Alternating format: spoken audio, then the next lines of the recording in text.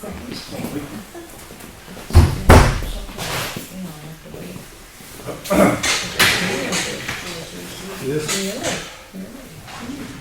is one of those things we talked about earlier. It's good to have more than one person.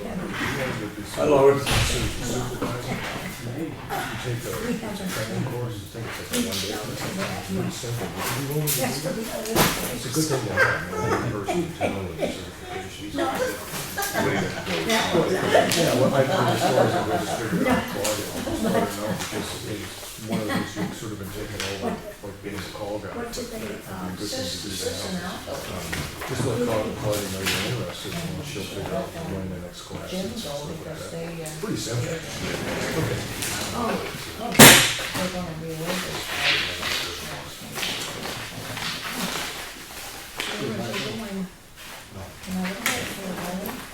Oh.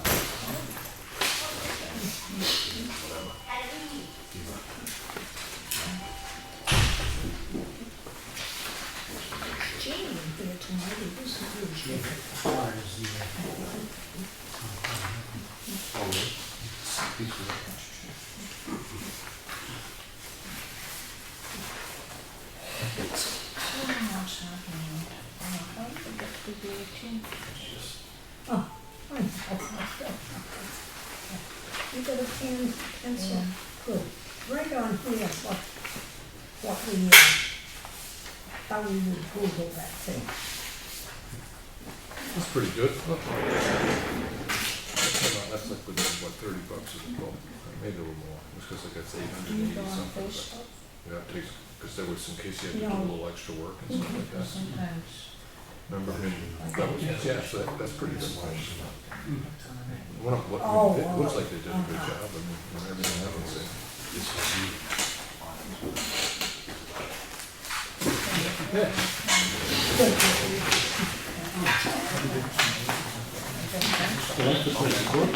was, because I was thinking it was like 886. We're back to like that, one. and, yeah.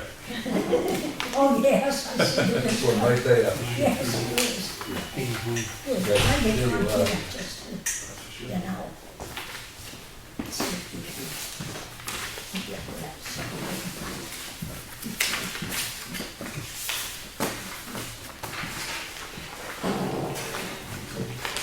Really? That's right. Is it drawing the back of the shirt? Oh, yes. GovernmentOversite.com.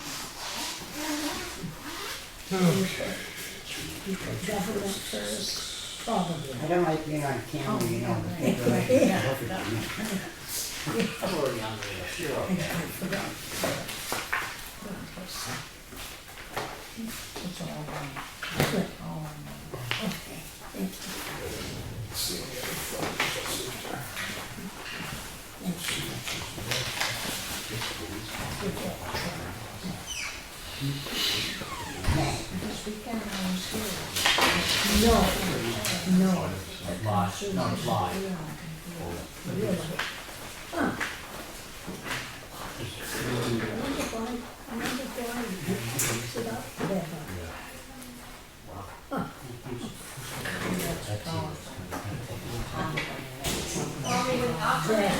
Yes, that probably is. Can't have food in there. That's it, just the two folders, there's no more action folder.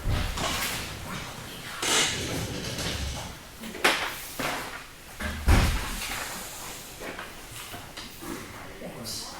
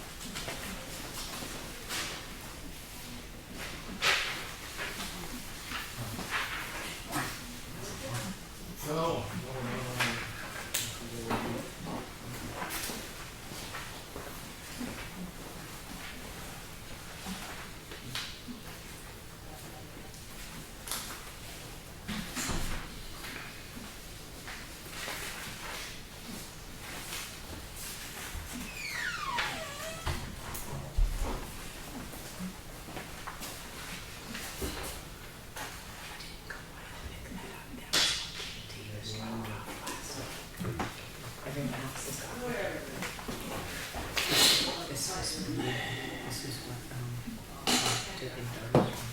Okay.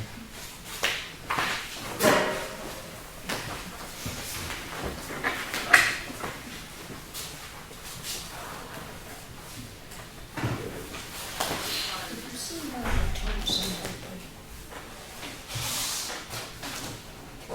I can see now. You asked Tom about that. You asked Couple weeks ago. maybe 3 weeks ago. I don't know. She hadn't been here for quite a while. Tom said she was going for a stress test. I think the next day, that was last week, and that's why she wasn't. See if there's any more. And I just wondered. Where do you get your water from? You use a fountain, you have a hotel.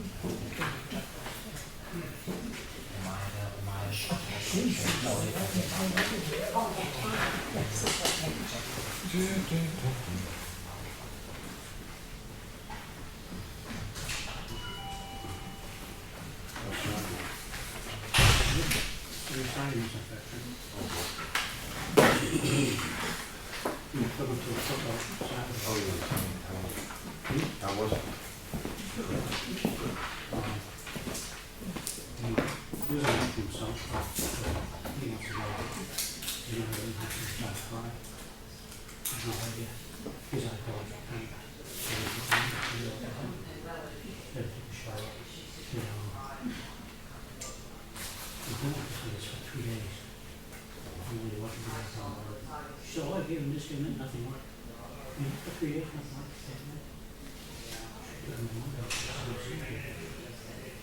It's been once a month, maybe we hammered with the antibiotics. Once a week, the teeth off very good smile. Just too much work, so you would be for me.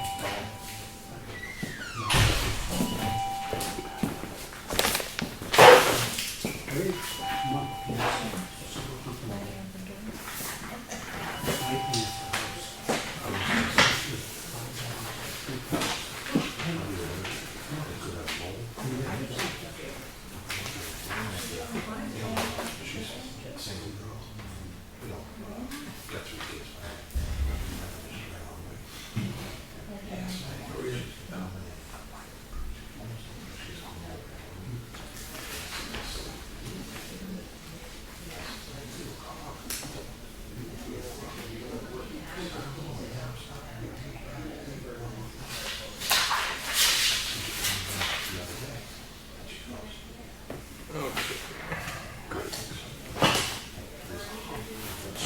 Have you seen this one? Not yet. Okay, sorry.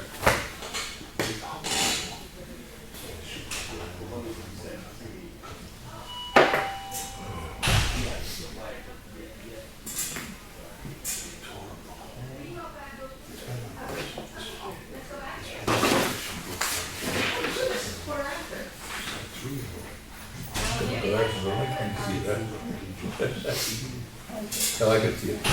Yeah. Yeah.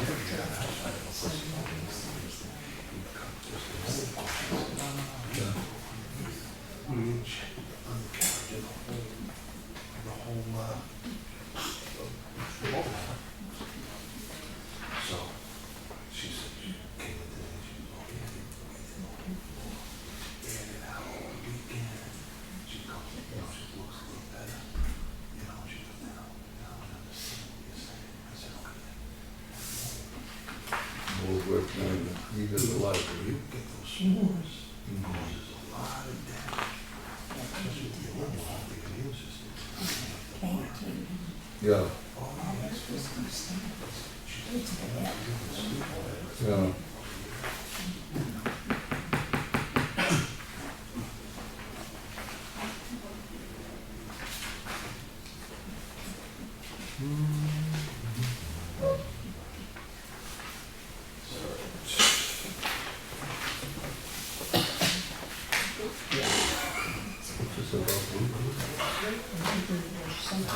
Oh. Oh, yeah.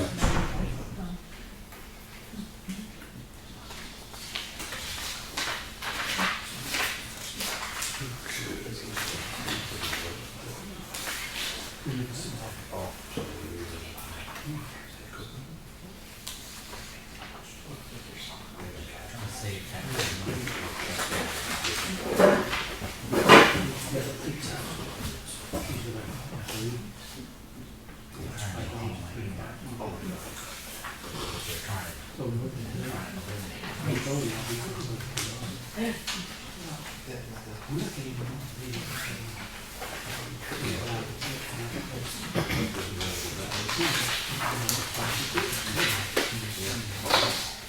one.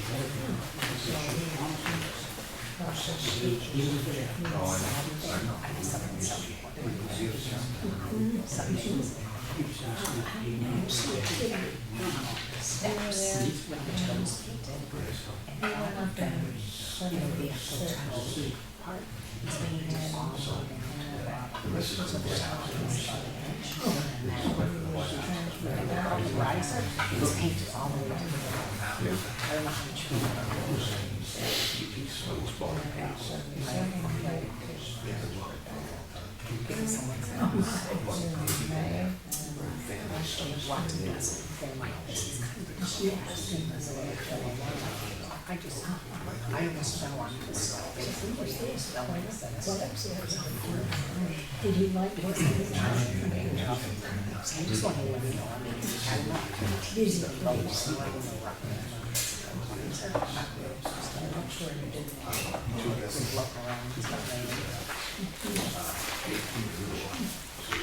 When they look out, they look all right. Yeah, they did. It made sense.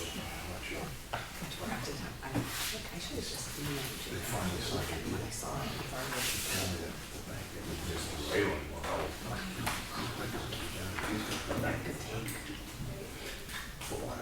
I'll show a house, but then if I'm paying them, then somebody will fall down in my room. That's right.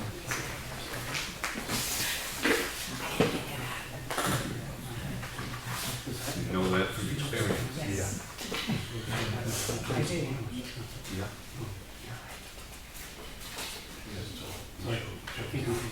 No. No. Don't need it all. I'm not too warm. Yeah. Wouldn't that be nice?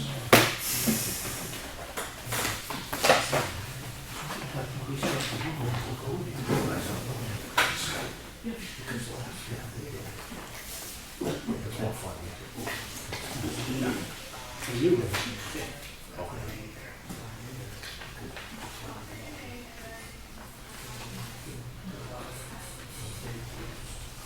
How many grandchildren do you have? I just got 2 weeks ago. Oh my! Oh my! My grandson and I girl had 2 girls. Their names are Destiny and Journey. Oh my! I think it's up to 18. Oh my, maybe it's 20 now.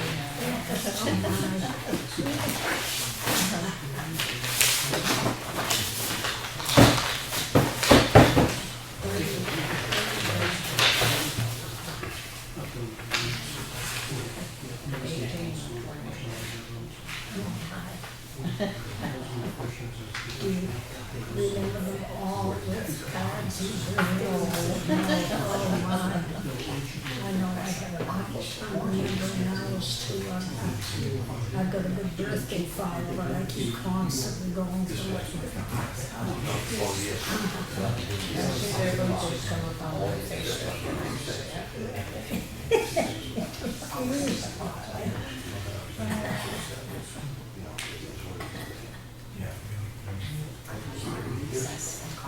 Your son doing okay now?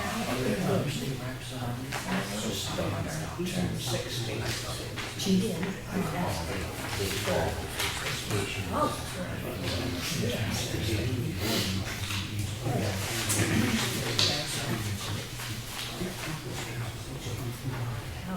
Nancy turned 60 and she turned 50.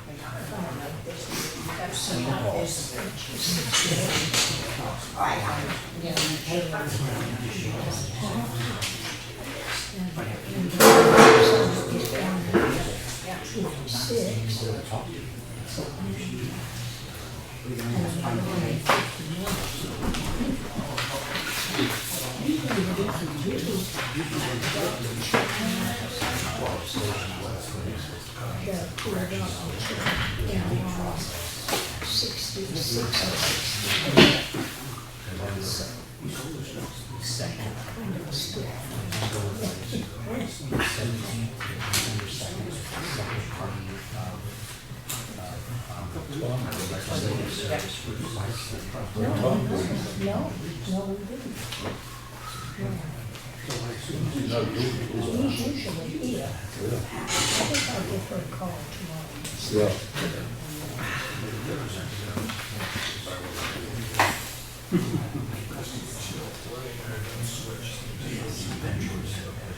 Kitchen's over fine.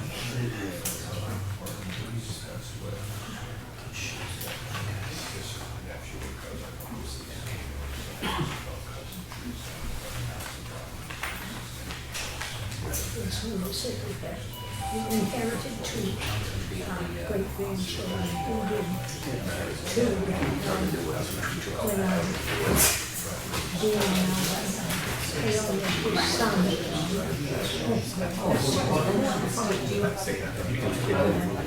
His son.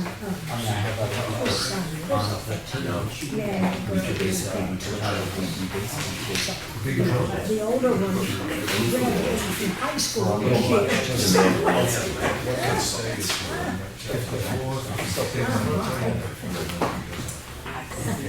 Yeah, I see a lot of people. I see a lot of people.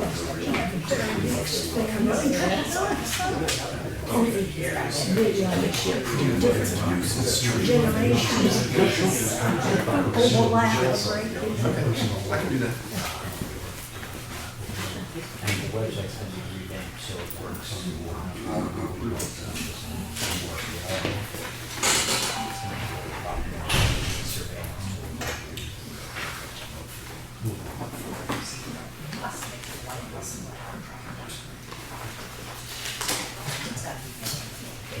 Please, if I see you.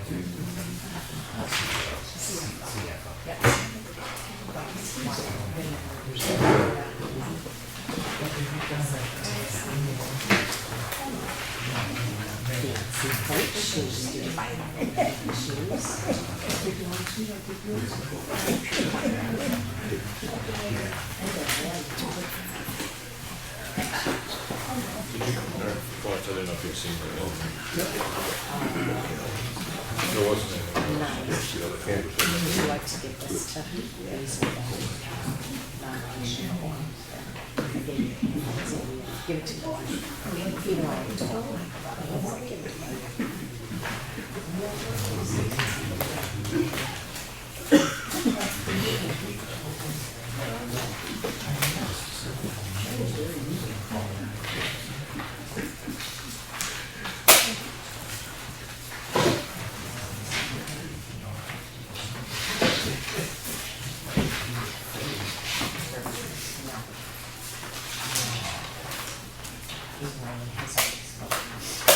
So you agree with that? I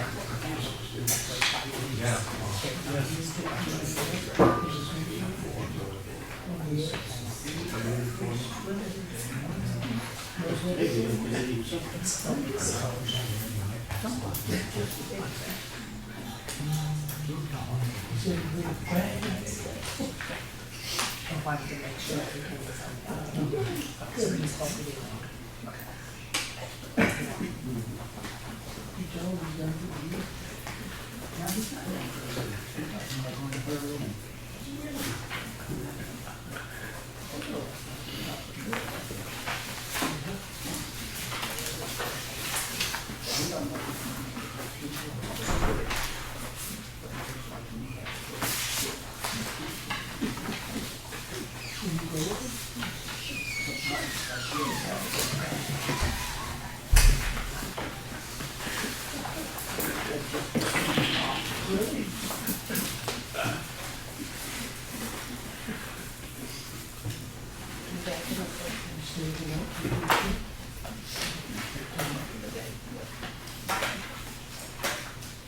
Good to have you in our place.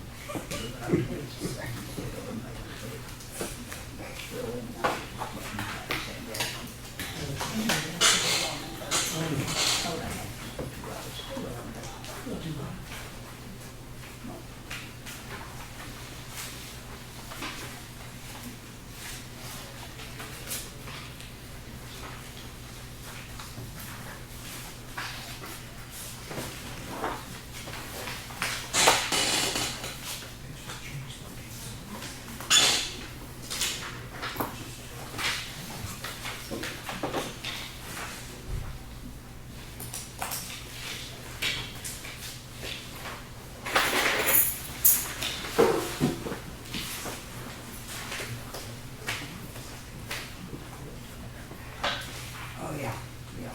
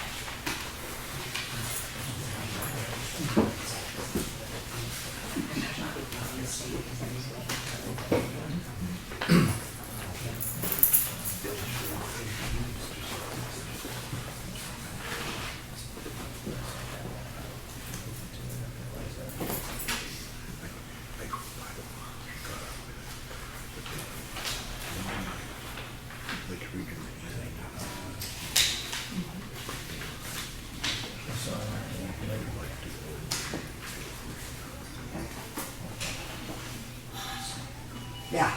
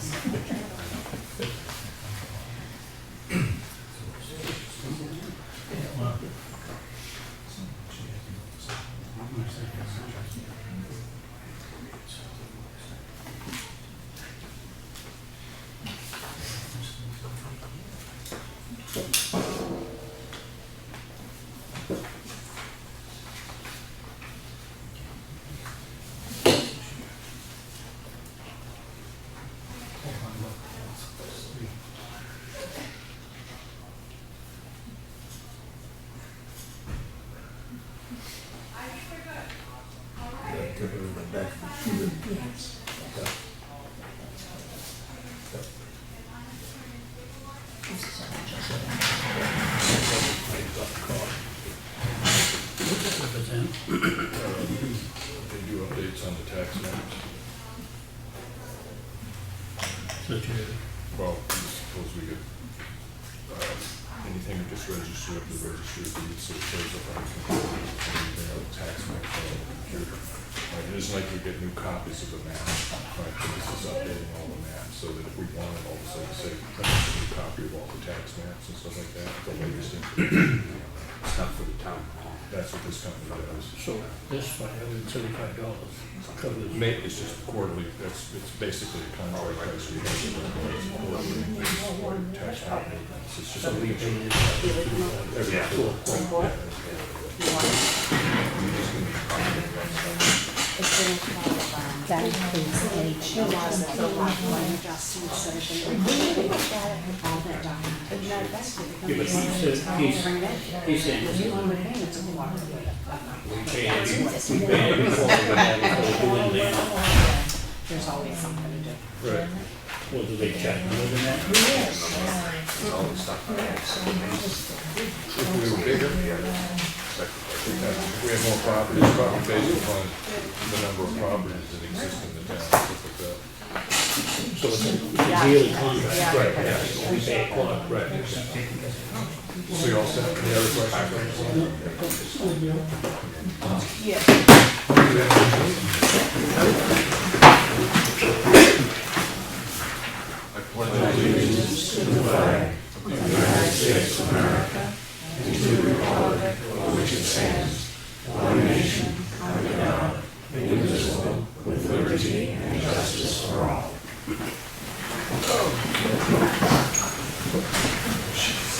Such a crowd tonight. I just want to apologize for being overdressed. I was in court today, so. What do we got first? Let's see. I make a motion, we accept the minutes as written of October 11th. Second. Second, any discussion, Lawrence? No. All in favor? Aye. And the manifest this week was $22,566.09. I make a motion that we accept the manifest as Second day. as written, yeah. Any discussion on it? No questions? Okay. All those in favor? Aye. And public discussion, and once again, just keep it as brief as you can, keep it polite. If it's about a vendor or a town employee, submit it in writing and state your name and just whether you're a resident. That's about it. So, public comment, in the front.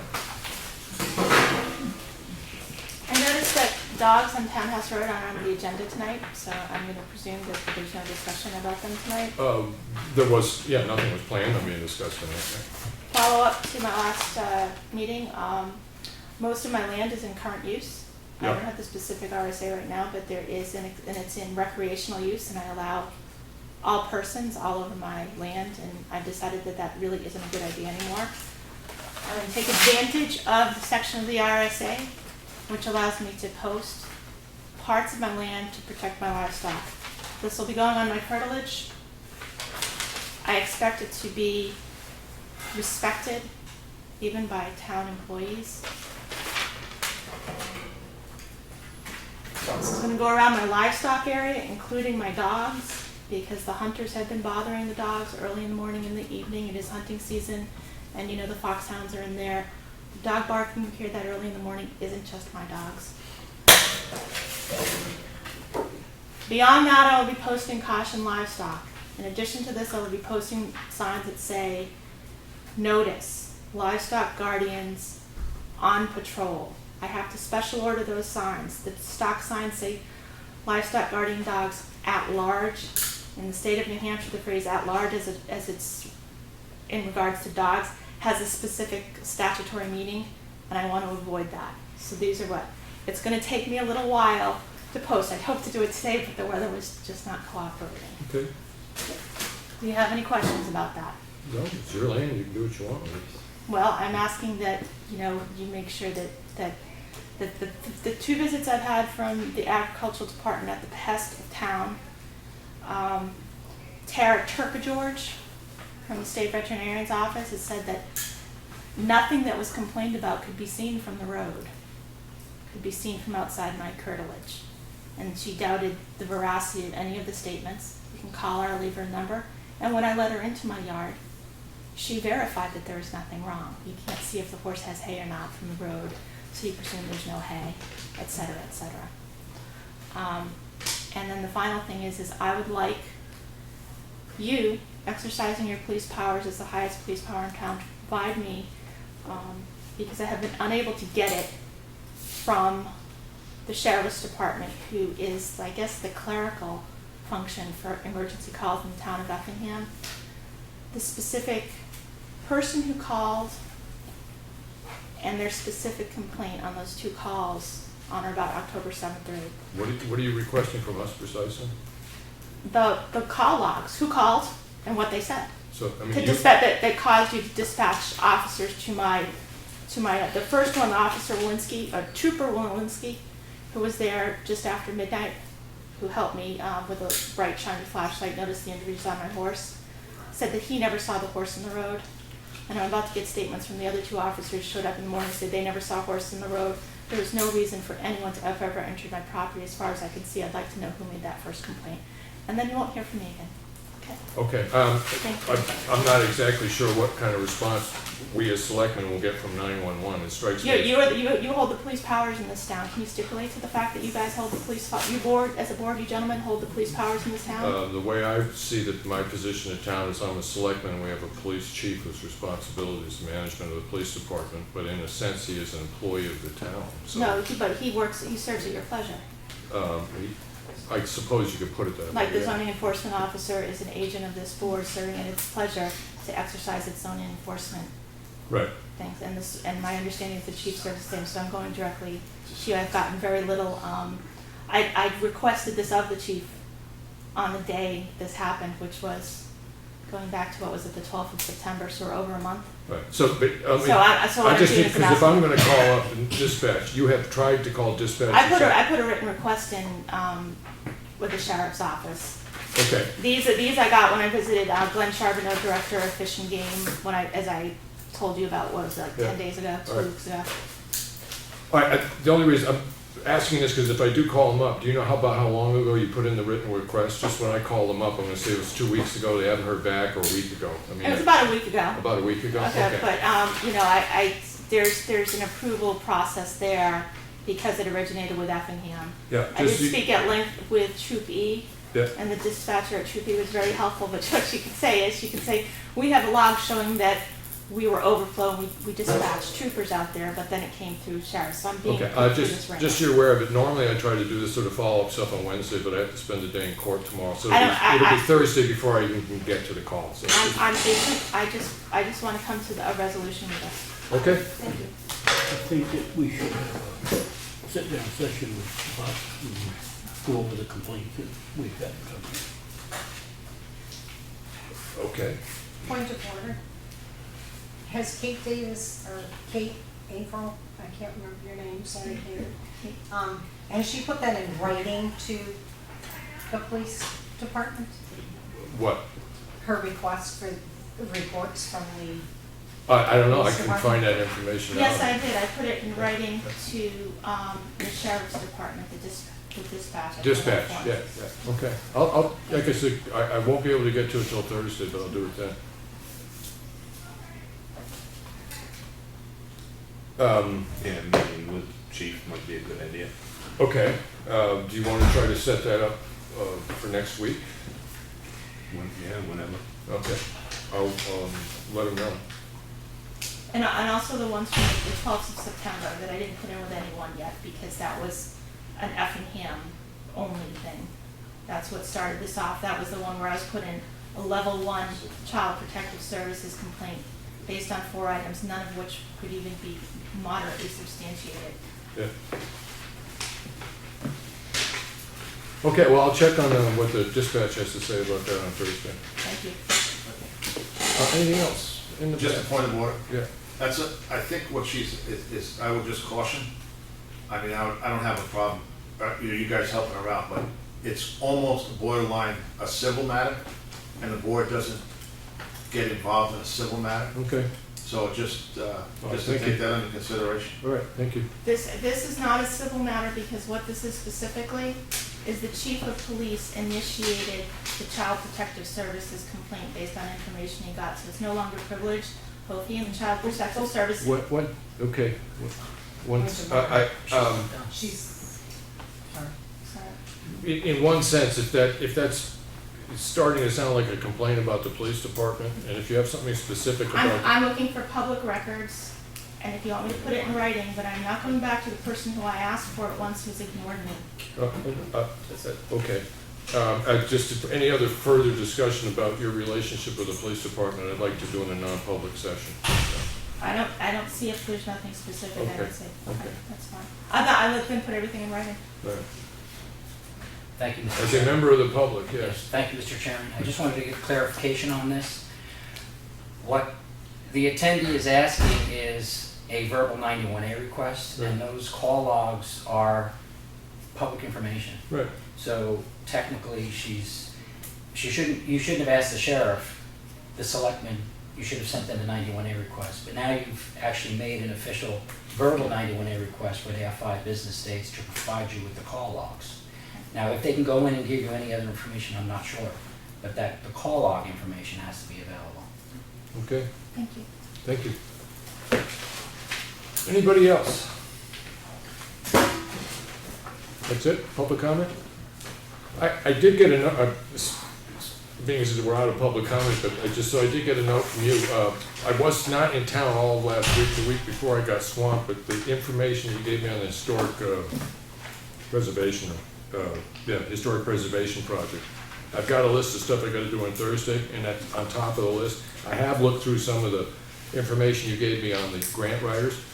And looking at that, I've gotta try to put the two of them together because they really do kind of go hand in glove with each other. But I just really haven't had a chance to follow up on it, but that is the first thing on my folder on Thursday. Would you Normally, like me to get back to them and just let them know it's gonna be a little bit longer before you'd be able to get to them? I'm probably gonna try to give them a call on Thursday myself, so. Okay. Yeah, you know, I'm assuming the number's on the paperwork that you Yes, gave it me, is. so, yeah, all right. If you need me to get back to them, Henry, just let me know. I don't think so, I mean, normally I do it tomorrow, but the way it's run, it's gonna be Thursday. No, okay. no problem. All right, anything else with public comment? Hearing none. We have a planned discussion with the fire department and zoning officer tonight. We usually do the zoning officer after because she has business hours right now. Chief Burbeck, anything particular you want to bring up? Well, couple things. It's, we did our fire prevention week at the school. Yeah. Well, we tried a different program this year. They claim they have fire drills every year, so we threw a monkey wrench into it. Instead of going up the normal route, we had to go out a window, just to see if they knew which window they're supposed to go out, they could open them. Right. Because they should be practicing all escape routes, not just the same one all the time. Right. So that went well. We got the the Ryfield firemen. Yeah. We had those inspected. The reason we couldn't get in before was a legal matter, so that's Okay. been cleared up, and we got in, did the inspection, and Right. got in the report. Okay. This gentleman who owns it seems to be very, interested in making sure everything's up to speed and everything. He's not obstructing anyway. No, Yeah. so I brought in a copy of last year's report, and everything last year was still there this year, so Right. the past owners did nothing to Right. bring up the code, so. Okay. I gave them till December 1st to get everything done, and I'll be back for the re-inspection, so. Yeah. Everything seems to be going well with that. Okay, and I wanted to thank you for the records that you gave us. We got to go through and stuff like that on training levels and stuff like that, and I appreciate what you did there.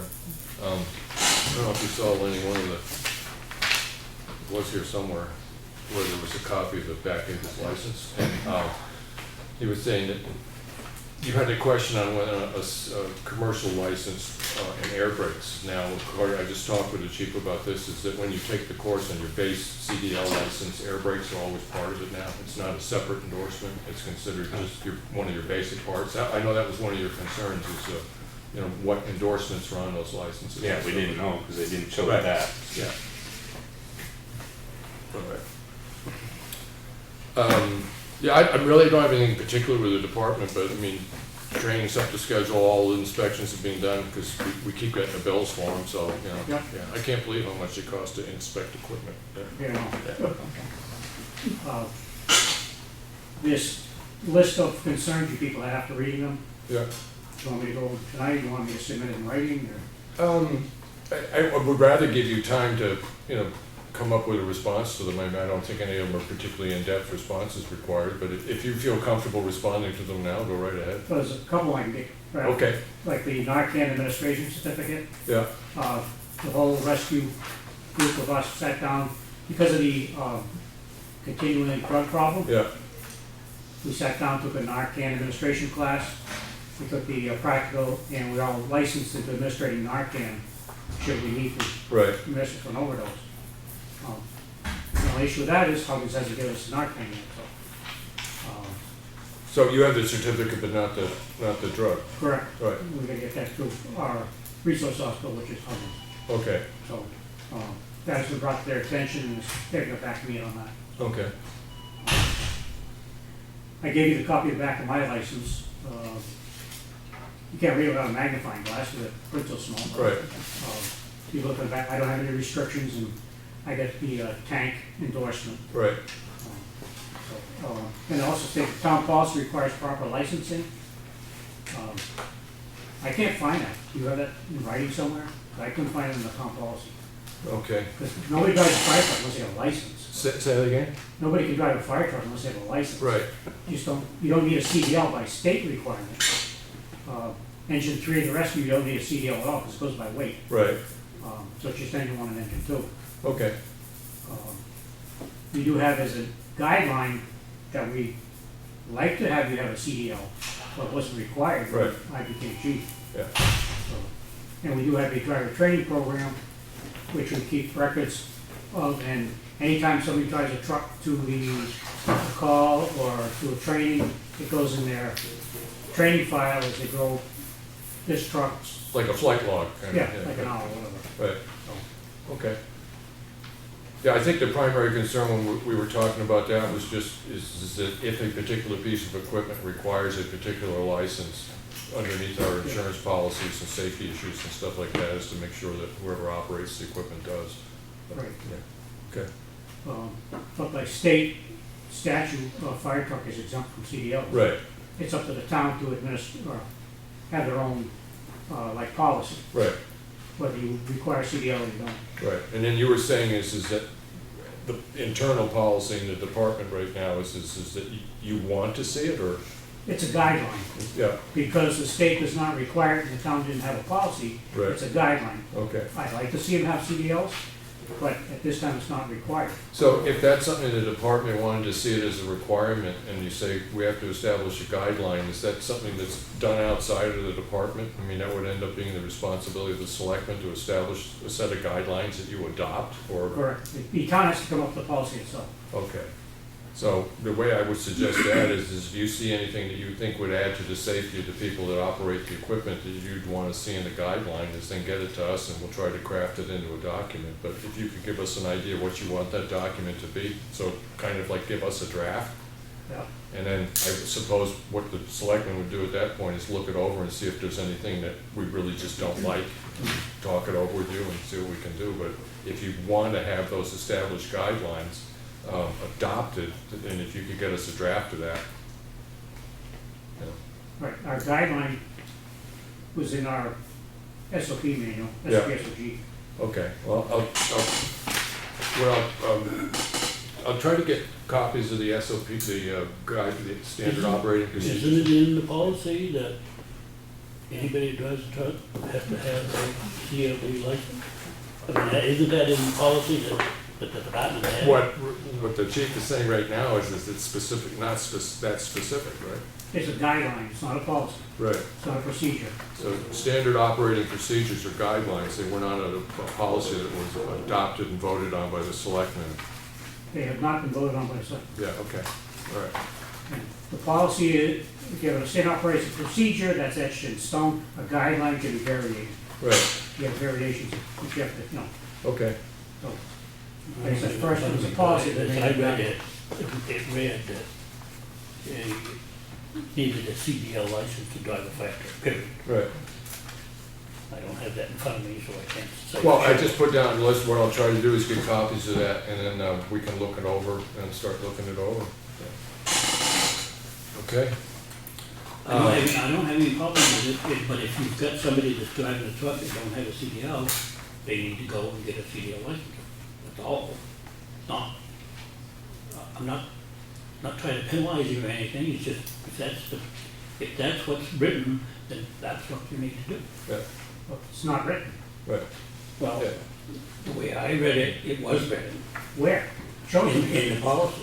What policy? Well, as I said, right now, we're talking about a policy that's not in front of us. I will try to get copies of this policy to the select board. We'll look it over, and if we still continue to have these questions, we'll follow up on this. But the way I understand it, Randy, is that, sorry, Chief Burbank, that when you first took over the department, there really was nothing about whether or not you needed a license. You, as a chief, have a preference at this point, right? That anybody that's gonna drive one of the larger vehicles, other than the newest one that we actually bought, is that they have a CDL license. That was my stance when I Right. took over. Yeah, But then, like I said, when I brought in all the policies and procedures, right, I was told that it wasn't a town policy that you need a CDL. right, So I took it from a state operating procedure, made a state operating guideline, okay, which means you can vary from it. Like I okay, said, we do have a driver training program, and a person is allowed to drive that truck right, to an emergency call until they've had X amount of hours driving, pumping, Yeah. just driving to a scene doesn't mean you gotta be able to operate the pump, Right. operate anything on that truck. okay. Well, what I'd suggest at this point is that we'll review that. If you wanna get, I'm sure you know it better than we do, but at some point, we'll review it, and then maybe 2 weeks from now, we'll sit down and have a meeting with you and go through those places you'd like to see changed and those places that we have questions. Would that be Yeah. that's fair? fine. Okay? So the policy we have now, we don't have no enforcement over. I don't have a definite answer to the question. That's what I'm saying is that next week, I'll just put this on the agenda that we'll figure the answers to these questions. What we're discovering right now is questions, and not having the document in front of us, we're not gonna answer them. So wait, we'll get the document in front of us, we'll look it over. We'll come this, I read it this way, you read it that way, Lenny reads it this way, the fire chief thinks that way. We'll all get on the same page. It may take a couple weeks, but we'll get on the same page on this, so. But what this is showing up is that there's a difference in understanding on the way things work, so we'll just figure it out. That's all we can do. But see, it's on the list to take. The thing is, The guideline here says apparatus will be driven only by personnel who have a state of New Hampshire CDL. All qualified personnel will be signed off by a line officer prior to operating any vehicle. Good for you, Lenny. Thank you. And the front of that document reads what? As far as title goes? Effingham Fire Department, mission statement, structure.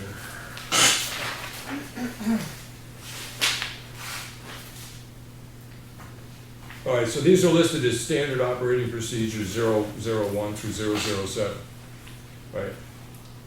What I'm hearing the chief say right now is standard operating procedures are to be used as a guideline, right? No, There's a guidelines it's a are the guidelines, procedures are actually done. Okay, so this is, if that's one listed as one of the, which number is that under? Sorry. So this is listed as an SOP. No, there'd be an SOG. Well, I'm just, if it's in this, and it's either 001 to 007, it's listed as an SOP, 001 through SOP 007. It's SOG or Is it UG? Okay, it is an SOG. I'm not surprised that you know this document better than I do. I'm not either. All right. So this is under SOG, right, which is standard operating guidelines. That's a guideline, it's not a cast in stone procedure. If the town of Effingham wants to make it as part of, this is why I'm reading what you're saying, Randy, as part of procedure, Correct. is that there's no way that anybody can legally drive one of our fire trucks without a CDL. We have to make it a procedure, and that's something that the selectmen set up as an individual vote. Correct. Okay. That paperwork you have in your hand was not adopted by the town. Right. but this is the SOG Correct. is something that you adopted, Correct. so you're not going by it. That's a guideline. It can be varied. Right. It's a Not guideline. everybody wants to get a CDL.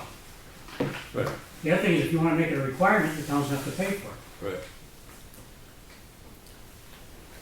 So where we stand right now is there's a slight difference of understanding on what these two different kinds of SOP or an SOG and what they indicate, right? So, And, well, where's the policy that the town adopted for the fire department?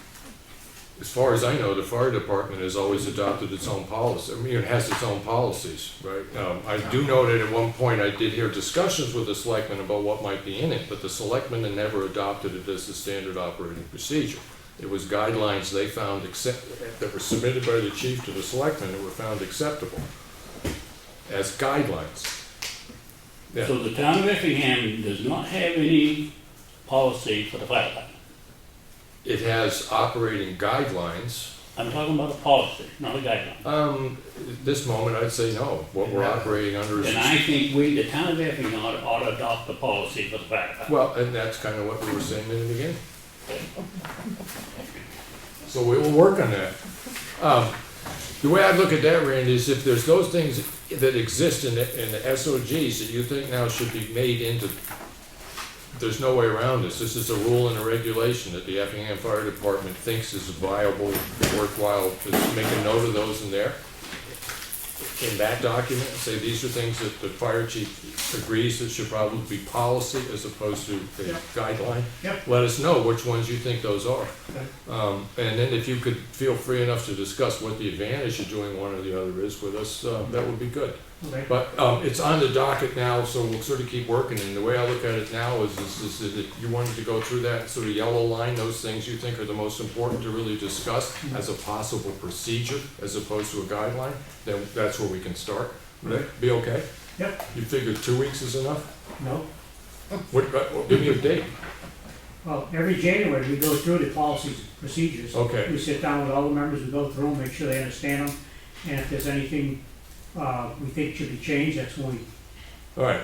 handle it. So, Yeah, I mean, that's what, 3 months? Yeah, I'm happy enough with that. That's your normal time you'd be doing that. yeah, we do it in January, because winter time, we really can't get out and do any training, Right, council Okay. freeze and everything like that, so. all right. Good. Just so you know, it'll keep sort of running on the agenda. I do that not necessarily for you, I do it for me, so I don't forget that this stuff is coming up. Yep. So, but it'll be sort of consistently on the agenda that coming up in January, we're gonna start seriously looking at whether or not we wanna change SOGs to SOPs. Okay. Right, all right, I'm good. good. Anything else for the chief, anything? Any questions? No? Lawrence, anything else? Okay. As I said, we'll do Rebecca afterwards. We're sort of out of public comment, but I have a question for the chief. can you ask him on his own? It was pretty quick, I just wanted to know how many people in the fire department had CDLs. We certainly don't want those trucks not to be able to run. Right. Well, and that's the kind of thing that you have a discussion about when we start deciding whether it needs to be a guideline or a procedure. I mean, it's like little things like, does the town want to take up the fact that everybody that's on the department that doesn't have one, we have to pay to get them one because it's a requirement of the job? Right. I mean, that's the kind of thing we need to discuss, so. All right, so we're out of that. That's not the case, we just paid for one. We just paid for one. Right. So if we're not required to, Yeah, there it is, yeah. We get our money back. get them back. Yeah. Hold your breath there, Lawrence. Oh, okay. How much was it? I don't know. $90. 90, yeah, $90. Yeah. Anything Well, else? it's 30 if you split it 3 ways. Yeah. All right, having nothing else with the fire chief, we'll go down to number 7. I sent a couple of edits for the procurement policy. Did that get done? Last week I emailed over a couple of, never got it?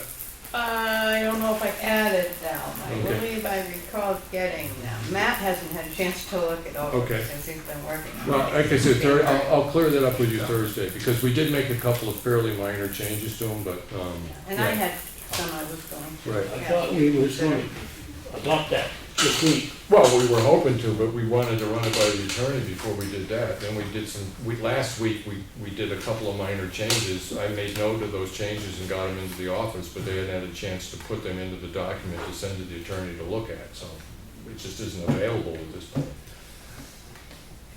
It's another one of those situations of the incredible speed of municipal work, Lawrence.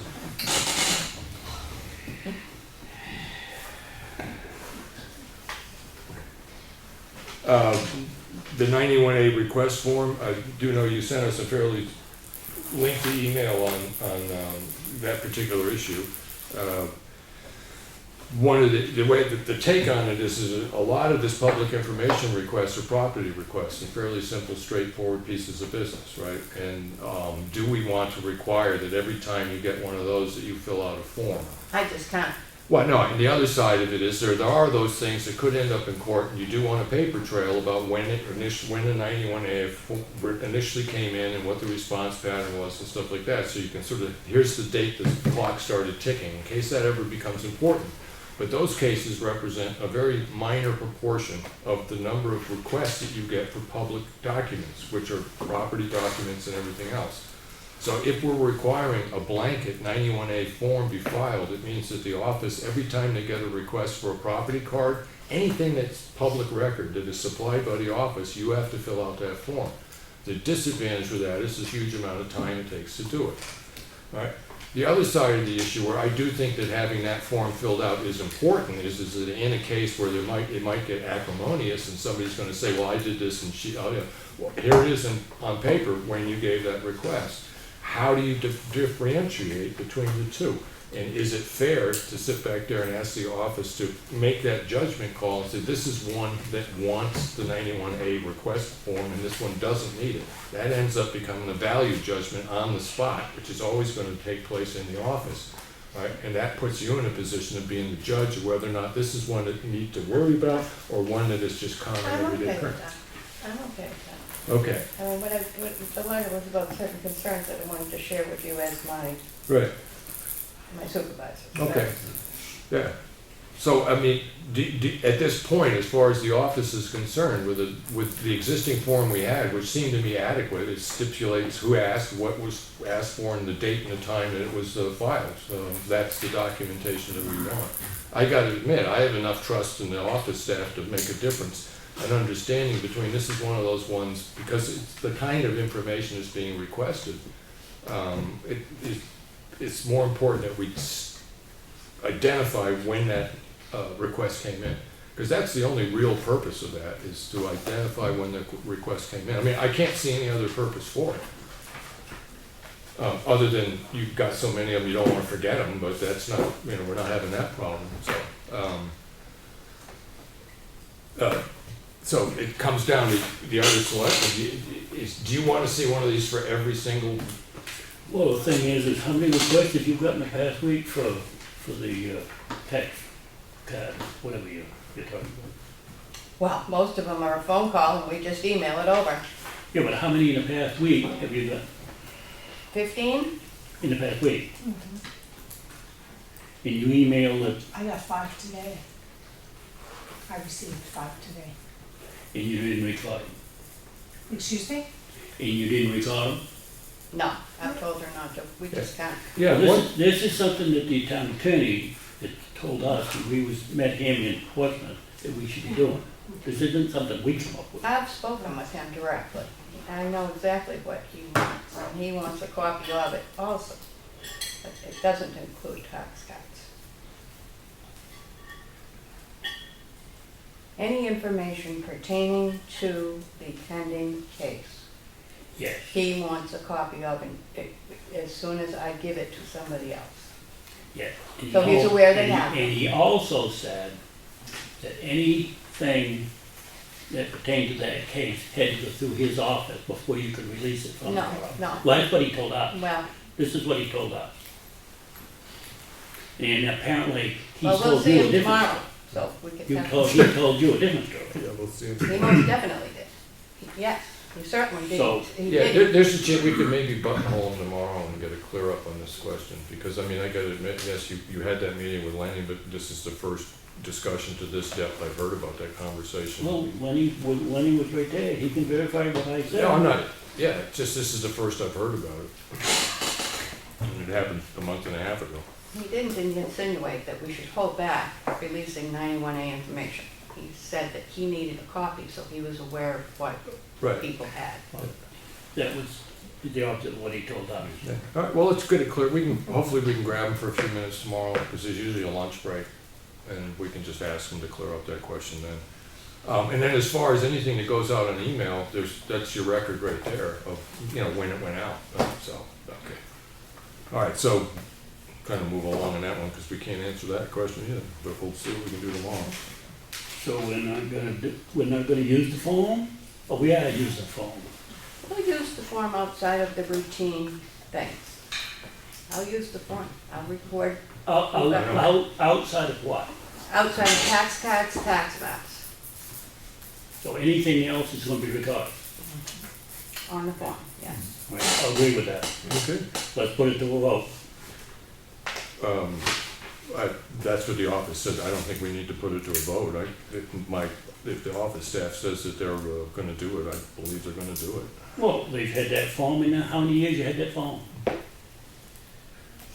I developed for a certain situation that was going on years ago. I put it implemented it, the board It did is- not. It has never been used since then. That one case that I cited in the letter I was talking to you about. Okay, so I think I'll make the motion that we use the form that we have other than for tax card and tax map information. You like that idea? No, I don't like the idea. The law is quite clear. Yeah. If it's a public record, people are entitled to it. We're not discouraging you from getting the thing. Yeah, we just want to keep track want them of to what- sign it. That's all we're asking is. But for we're them to sign signing it. We're not having the individual sign it. We're signing it. What they got. It's the employees. They They're sign on it one. when they pick it up. Unless I got the wrong form.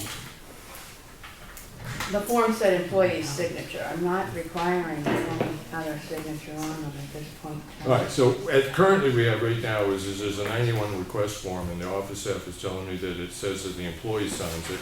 You as selectman are telling me that you think that the person that's submitting the application signs it, so we need to go over the form again and just look at it. And What if somebody asks for a building permit application in the mail? Do they have to come in and sign for it?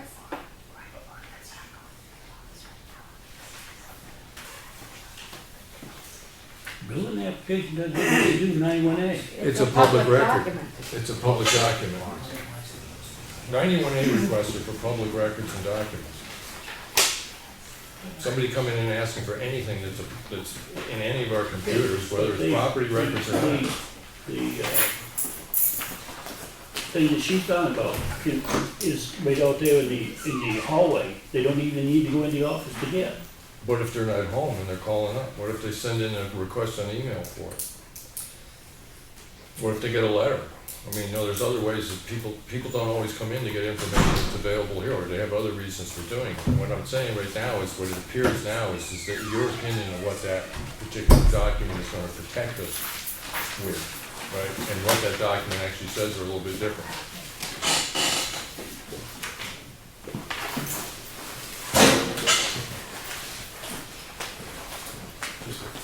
The employee's signature Doing it on your own, doesn't say knowing the, when something doesn't, maybe it doesn't say the, I'm more than The requestee, the it person. says And I think the it's temporary. employee's signature. Right. That means the office has to sign it. Right. Right, and what we're looking for is something to verify that the person asked for that piece of information on a particular day. Now, if the reason that we're doing this is because if we ever get No, into, it does. It says right here, be as specific as possible about the records you are requesting. right, So you put it right down here. all right, the problem with it, It has a request date and date request when you see it. right, now the problem with doing this for public records, Lawrence, is that this particular document is that in order to sit back there and say that everybody has to do it, then somebody coming in looking for a tax record or a property card has to fill that out. No, we exempt them to. We just exempt them. Okay, now the thing is, you exempted two things, and we all of a sudden found out that there's a third thing. Yeah, and we have property focus. And there might be a fourth thing, and there Assessors might that come be a in, fifth thing. appraisers all the time We can want the adopt property it, file. we can rectify this at any time, any point in time. Right, the way I look at this If thing we is, find something that's not working, we can change it. in the meantime, we're requesting, in the meantime, everybody that's coming in has to do it, and, you know, what I'm not opposed to what I think the value of this document can be, but that isn't doing what we're doing, and I gotta admit, I don't think, when I think of a 91A request, it wasn't until I talked with people in the office that it occurred to me that that's any public record, which is property tax, property stuff, any piece of information is a 91A request. And I do think it's a bit onerous on the people of the town and the office staff to have them fill that out every time. What I started this conversation in the beginning was, if it's a question of trusting the office staff to know that they have this is a piece of information that might become a situation that gets legal, and in that case, they want a record of when it was done. Right, and that's a value judgment by your office staff, and I have enough faith in the office staff of this town that they can judge whether or not that form should be used in this particular, in a particular case. Then that doesn't amount to nothing. You might just go throw that in a waste basket. All right. What, you know, there's a motion on it, there's been no second on it yet, but I'm just telling you what my opinion of it is, you know. And if we're We're gonna not use going to this form, adopt something, then if we're we gonna don't use have this anything. form, I think, well, let's leave it up to their discretion right now and see how it works. Okay. And the way to do that is just not. You know, they obviously know that, probably a property card isn't gonna come back and honest, Hey, you know, but, why don't we exempt the property tax? well, then we'll have to look at everything that's exempt. That's right. Yeah, so it's gonna take more than, But just we gotta start talking about it somewhere. tonight. Yeah, So do you want to table discussion on this for the time being? I'll leave it on the agenda, but, sure. you know, do the work and figure out, you know, if you want to spend time at the office and figure out what all the exemptions are, and then we make a motion that, you know, this is to be used in all 91A cases except, which is a pretty hard way to write a document, but, all right. So, do you mind tabling it for now?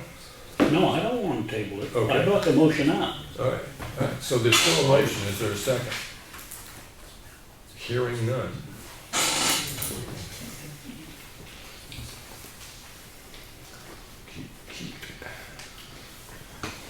We did go over the road budget, so everybody's aware of it. It's a little over for the year, but it's, you know, I mean, we're doing all right. We still have some left to do the grading and stuff, but it's gonna get a little bit iffy at the end. There's a couple of projects that we've seen over the years, small things, that at the end of the year, if we had the money, we would've liked to get done, but it doesn't look like we're gonna be able to reach that. I do have one question though, Lawrence. We put $14,000 in the budget to do Granite Road. And that particular project ran about 1,200 over from what I could see in the figures, which, that's acceptable to me. But I was told when Bob Battles, the guy from Diggindo's was in this, is that we saved over $10,000 by being able to put waste material from Granite Road onto a property owner's property. We saved around $10,000. Well, if we saved that money because we were able to drop it off, we would have had to spend it if we couldn't. And if that's the case, and I'm just using the number 10, because he said it might be 10, it might be a little more. But just using the number 10, if we had to pay that $10,000 to bring it all down to the transfer station, that project would have run $12,000 over budget on a $14,000 project. So I'm really wondering about, the information I got is that dropping that waste soil off on a property owner, with the property owner on Granite Roads, saved the town $10,000.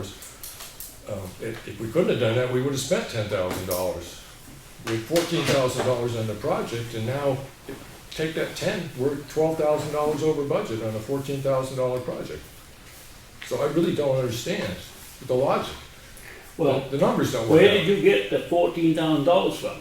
That was what when we went to the budget committee, when we did not finish Granite Road, we asked, actually you, to get. No, you didn't ask me. Yeah, to get a You asked number. Bob Battles how much it would cost Yeah. to finish putting in the culvert. And it was He 14,000. gave you a price of $15,000. Okay, so 15,000. Right.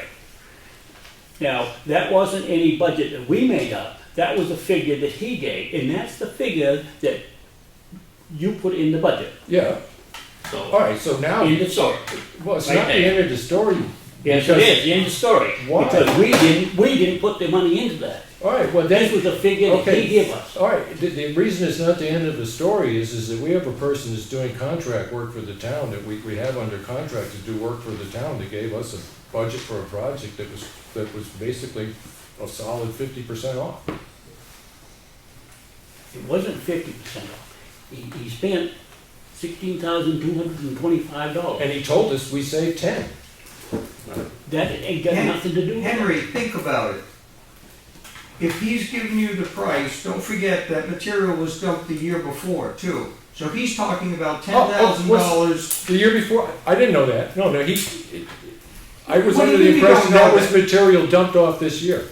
No, it's Okay. been going on for 2 years. Okay, Because excellent. that's when the project started. No, it clears it up for me. As I said, I'm driving home after the meeting, I'm going, wait a minute, these numbers aren't So working out. when but- you okay. said how much is it gonna cost, he knew that he could Yeah. still dump Okay. there, so why would he figure Okay. hauling it someplace else? All right, I got you. All right. All right, now it makes sense to me. Sorry to jump in. Oh, no, Anytime, Jerry. Jerry, I appreciate the apology, but that it answered the question, yeah, so thank you. He didn't dump $10,000 worth of material off of the culvert this year. Right. Henry. Yeah, all right, yeah, all right. Yeah, it's all clear up in my mind. It was a question I had. RSA's driveway culvert replacement. The situation that we had with this culvert, the possibility of putting a culvert on a piece of property that was what I'd call a subsidiary access point to a thing, I can't see the town putting in that culvert. I did drive by and look at it. Everything I've heard, we're not denying the guy use of his property or anything else, and so it's the one across from Mr. Ojani's property was the one that was in question. And when I went up and looked at it, and he does have access to his I was told, I didn't see the other access point of his property. But the anecdotal information I got about the size of the trees, of butters saying that it's never really been used, I do not think the town's responsible for putting in that culvert. Okay. The fact that we've dug a trench from into his property Yeah, all the way to the end of the range road, yeah, 18 inches deep. yeah. We don't have to provide him access to his property anywhere along that road. As far as I know, he's already got access to his property. Anybody else that came into town that supposedly had access off another road onto their property and they wanted to gain access to property onto a different road, and there was a thing there, the property owner is responsible for paying for the installation of the culvert. That's right, if they're putting the driveway in. Right. But if the town's doing it, it's up to the town's people to foot that bill. But they're not putting, it boils down to a question of whether or not that driveway is considered that we are denying him the access to his property, and we're not. He has access to his property off another driveway. That's right, he Yeah. does. Right. But that's just like, take Tom Thompson. He has 3 driveways off of his property. Right. If I dug a trench across his property, 18 inches deep, you think Tom would be in here about 10 feet off the air, off the ground? Don't know the answer to that. I'm not him. Would you like to ask me? Yes, I would love to ask you, Tom. You have a driveway goes into your pond, you have a driveway that goes into your field across from your house, right? 2 separate pieces of property. Yes. Then you have a driveway too. If I dug a trench 18 inches deep across one of them, They're would not- you expect me to put a culvert in there? No, You wouldn't. no. You would think it would be up to you to do that. What is your answer? Yeah, I'm still saying, I mean, as If far I'm as I gonna come to know, the town and get a permit to put an access to the pond, then it would be my responsibility to make that access usable. No, I'm not the saying town. you're coming to the town. I'm saying if we was rebuilding that road and we put a trench across the end of that driveway, 18 inches deep, do you think? Over an existing or an existing access road? Yeah, yeah. Because each one you're talking about is an existing access road, but the property you're talking about on Granite Road doesn't go anyplace. It's a cut in the wall. trees growing. It's not That, the that's your wall. opinion. It's never. That's the no opinion wall. of No wall. half the people in the town. He paid Richard Smith over $800 to put that access in there. I don't know if he did or he didn't. He says he has paperwork saying that he does.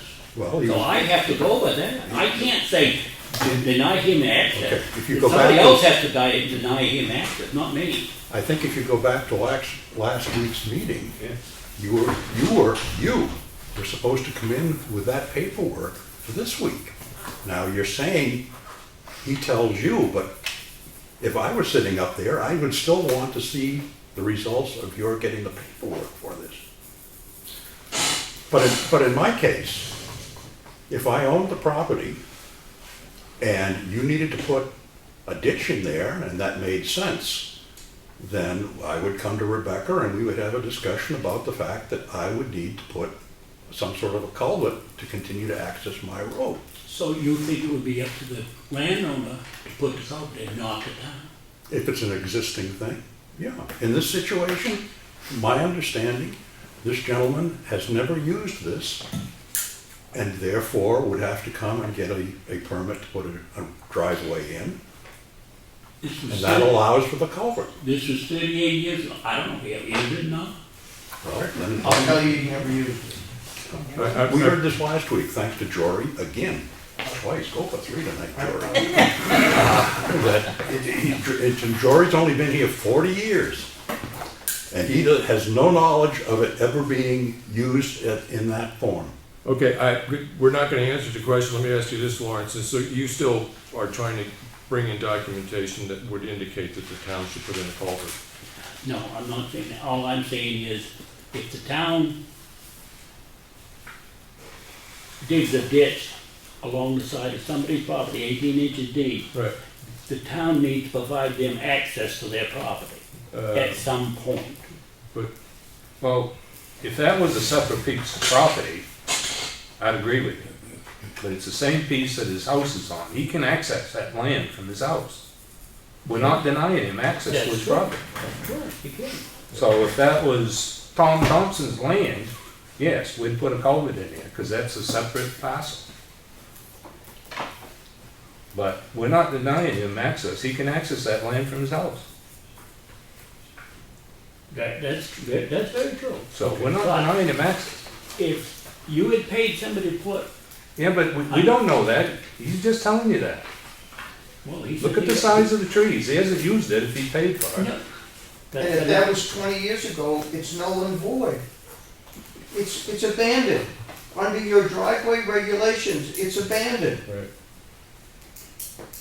Okay, so my question here is are we making a decision that no, the town does not need to put it in and we can drop it from the continuing concerns, or do we want to look some more into this next week? Well, you gotta take it out. Yeah, we just take it out.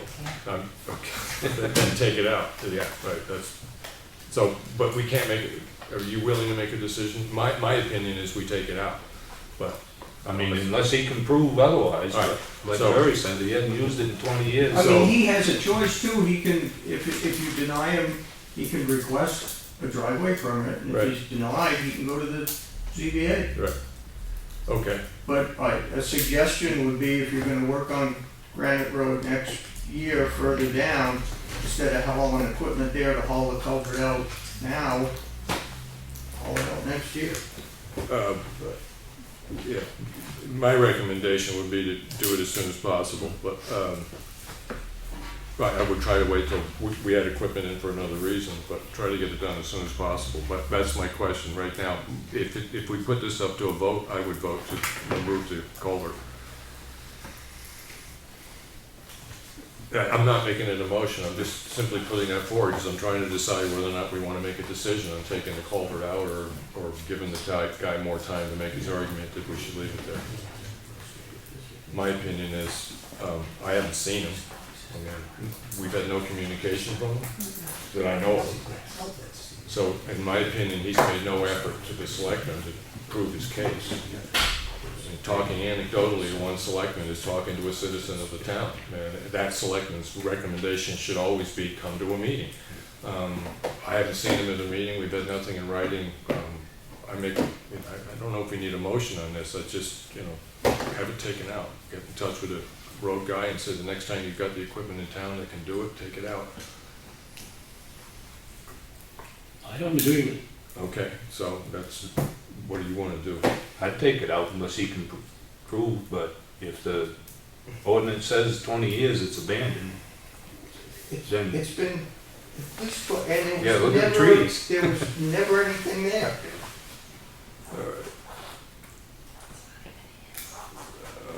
All right, I'll leave it on one more. Here's the other thing is, when we, you got a picture, Henry, on the board, here's the granite road, right? Yep. We widen the granite, his driveway come out on the granite road like this, okay? Yep. We widen the granite road back to here, now, back here, we've got a 4-foot embankment. Yeah, So, but we went back to here and cut that down to here so that he has access from the road onto his property. right. And we dug a trench across here, 18 inches deep, so we had to put a culvert in there. Yeah, and Now, the fact that we widened this road from this point to here, we created an embankment where he had access before. right. So, in my opinion, we have to provide him access back again, don't we? That is the question we keep coming back to. We are not, in my opinion, we are not denying this man access to his property. We're denying, basically, we are saying. We're denying him access to this point, is what I'm saying. Right. He had access before, Unused. when the road was out here. We moved the road, we widened the road back to this point. Right, Now we don't have access. right. So we need to provide him access because we dug that trench across the 18 inches deep. It comes down to the fact of whether or not, I'll leave it on the agenda. I'll look up the road ordinance. If there's a thing in there that says if it hasn't been used for 20 years, it's no longer a driveway, and any improvements that need to be made to it would need to come in for a whole new driveway permit. I'll check that out, and if that's the case, I'll let you know next week. So we have conflicting information. And there was never access. There was never a road there. Right. Yeah, no, I understand all that part of it. Having gone up and looked at the situation, I understand everything that's being said, but it all boils down to this one thing. The primary thing being right now is the driveway permit, and I'll look at that and I'll see what the answer is. One second. Henry, I can, if you I don't widen, mind, no. if you widen that road 4 feet, did you encroach on his property? Of course we did. Did Well, Did you get his permission yes, in writing? yes. Or did he just Not in verbal- writing, not in writing. He verbalized, right? He It don't mean verbalized, nothing. well, Yeah, okay. I just love these things. So we're not answering this one tonight. We need another piece of information. Lenny's opinion is based upon a piece of information we need to verify, so I'll keep it on the thing. All right, no planned meetings tonight. Just continue coal patching, culvert on Molly Philbrook Road. As far as I get that right now, we got this thing that Bob Battles dropped off, says if any unobstructed culvert has been subject to repeated overstoppage and replacement, stop and seek assistance from a professional engineer for culvert design replacement. Which means to me is that whatever we do with that culvert, we're not doing it this year. The question I have after reading this and stuff is recommendations from the board on who we should have come out and seek assistance from a professional engineer for culvert replacement and design. Anybody in particular you'd recommend to give us an idea, an estimate of what it would cost to do that so we can throw it in the budget? well, we've used bacon in the past. Right. About White Mountain? Yeah, just Wait, yeah, that's, White Mountain could do that. Yeah. They're not a structural engineer, but they could do that. Well, the next question that we'd have is if we have a couple people on the table, I'm beginning to think that the way to handle this is to ask them what they might charge us to come out there and do that. So if you want to get that letter of inquiry to Bacon, White Mountain, and anybody else you can. Well, White Mountain's local, so why Yeah. not go with local? Well, because the primary thing that I'm concerned with is price. So, Lenny, I'm just wondering, Lenny, do you have anybody that you'd recommend we put on the No, list? no, other than White Mountain. Okay, so you. And they've always and been we- very competitive. Say that again? They've always been very competitive. Remember the last time we evaluated them, they were about $50 off. Right, yeah, so just the way I'm looking at this is, I do know that it is good fiduciary responsibility to ask two people to give us an estimate of what it would cost to give us the design of that culvert. Land Tech do that stuff? I can ask Brian, I really don't know if he does it or not. I Okay. can ask Brian. What I'll do, on Thursday, I'll draft up a letter requesting an estimate, and then we can decide who to send it to next week. You all happy with that? Is it good enough? You're gonna do what? I write up a letter of request for how much, an estimate to give us a design plan for that culvert, and then we can look at the letter, if we like the letter, then we'll figure out who to send it to, but I'd like to get it to at least two people, or two firms. What do you think? I'll go with that. Okay, all right. 9. At least two. Letter, and this is an estimate, trying to get a head around the municipal method by which you do bidding and raising the money and stuff like that. One of the things I'm running into is what we're really looking for here is an estimate of what you would charge us to give us a design to replace that culvert. So what I can do is I'll try to get out and get like how many miles it is from a certain location so that they know they're looking at the right culvert, maybe stick a flag out there so they know they're at the right place. Well, meet them there. Huh? Meet them there. Or meet them there, right, okay, all right. Yeah, all right. All right, now, I'll try to do that Thursday, so I'll have it by Tuesday. In the meantime, I'll give Paul Adams a call and find out what he says about that. All right, but understand that He's the administrator of the DES. Okay, all right. Hey, Henry, just from past experience on Bailey Road, Yeah, you can replace an existing culvert as long as it's the same size. right, Once you change the size of the culvert, right. that's when you need Yeah, the, the engineering and do all the Exactly. DES stuff and all yeah, the filings. you don't even have to go, that's Yeah, standard. yeah, okay. All right, Yeah, but there's a course that you take, which is culvert maintenance. You're not maintaining, you're You changing could the go culvert. up two sizes, but where this is overflowed, it comes underneath different regulations. Yeah, you're This- changing the size of the culvert. yeah, I merely Well, give, it's- I'm going off of what we got from the guy that, Yeah. our road guy who was at one of these conferences, and this is, says, important, and it's lined in yellow, it says, if any unobstructed culvert has been subject to repeated overstoppage or replacement, it says, stop and seek assistance from a professional engineer for culvert replacement and redesign. I'm taking that as, that's the way I'm gonna behave.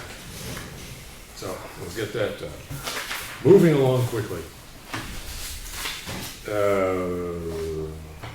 Henry Spencer, okay. Stevens Road issue, I did talk with the chief, he's gonna go check this cellar hole, we'll then follow up with the proper letters and RSA notifications saying that the guy has to do something to protect people from falling in the cellar hole. Have you ever spoken to the landlord? Have I spoken to the landowner? Not yet, no. Well, that might be a good start. I will say that he has been spoken to by butters. I mean, if you don't wanna call him, I'd be glad to call him, I know him, so I'll be glad. Do you? Okay. Fine, go right ahead. Yeah, cool, excellent. Now, basically, Lawrence, what you end up looking for is some sort of fence to prohibit livestock or human beings from inadvertently falling into the cellar hole. All right, follow up on Stevens Road, I think we'll get back to that. Follow up on Ollie Philbert Culvert, we did that. Oh, I'm sorry, I forgot roads, I was still up here, estimates. Elm Street Bridge RFP for next year, waiting for the RFP. It has come to my attention that was correct, as close as we crafted that RFP, I don't think in the RFP we included blowing out the expansion joint and putting in some sort of filler so that it does not still allow salt water to intrude. When you talk about this RFP, we got a bid in from, Limerick Steeplejack. In last week's meeting, you put the estimated contract price at $40,000. Mm-hmm. Well, that's the bid bond, that's not the not the actual cost of the. Okay, what did I do wrong? The actual cost to do the work is at the last page here, which is $31,000. 31,000, okay.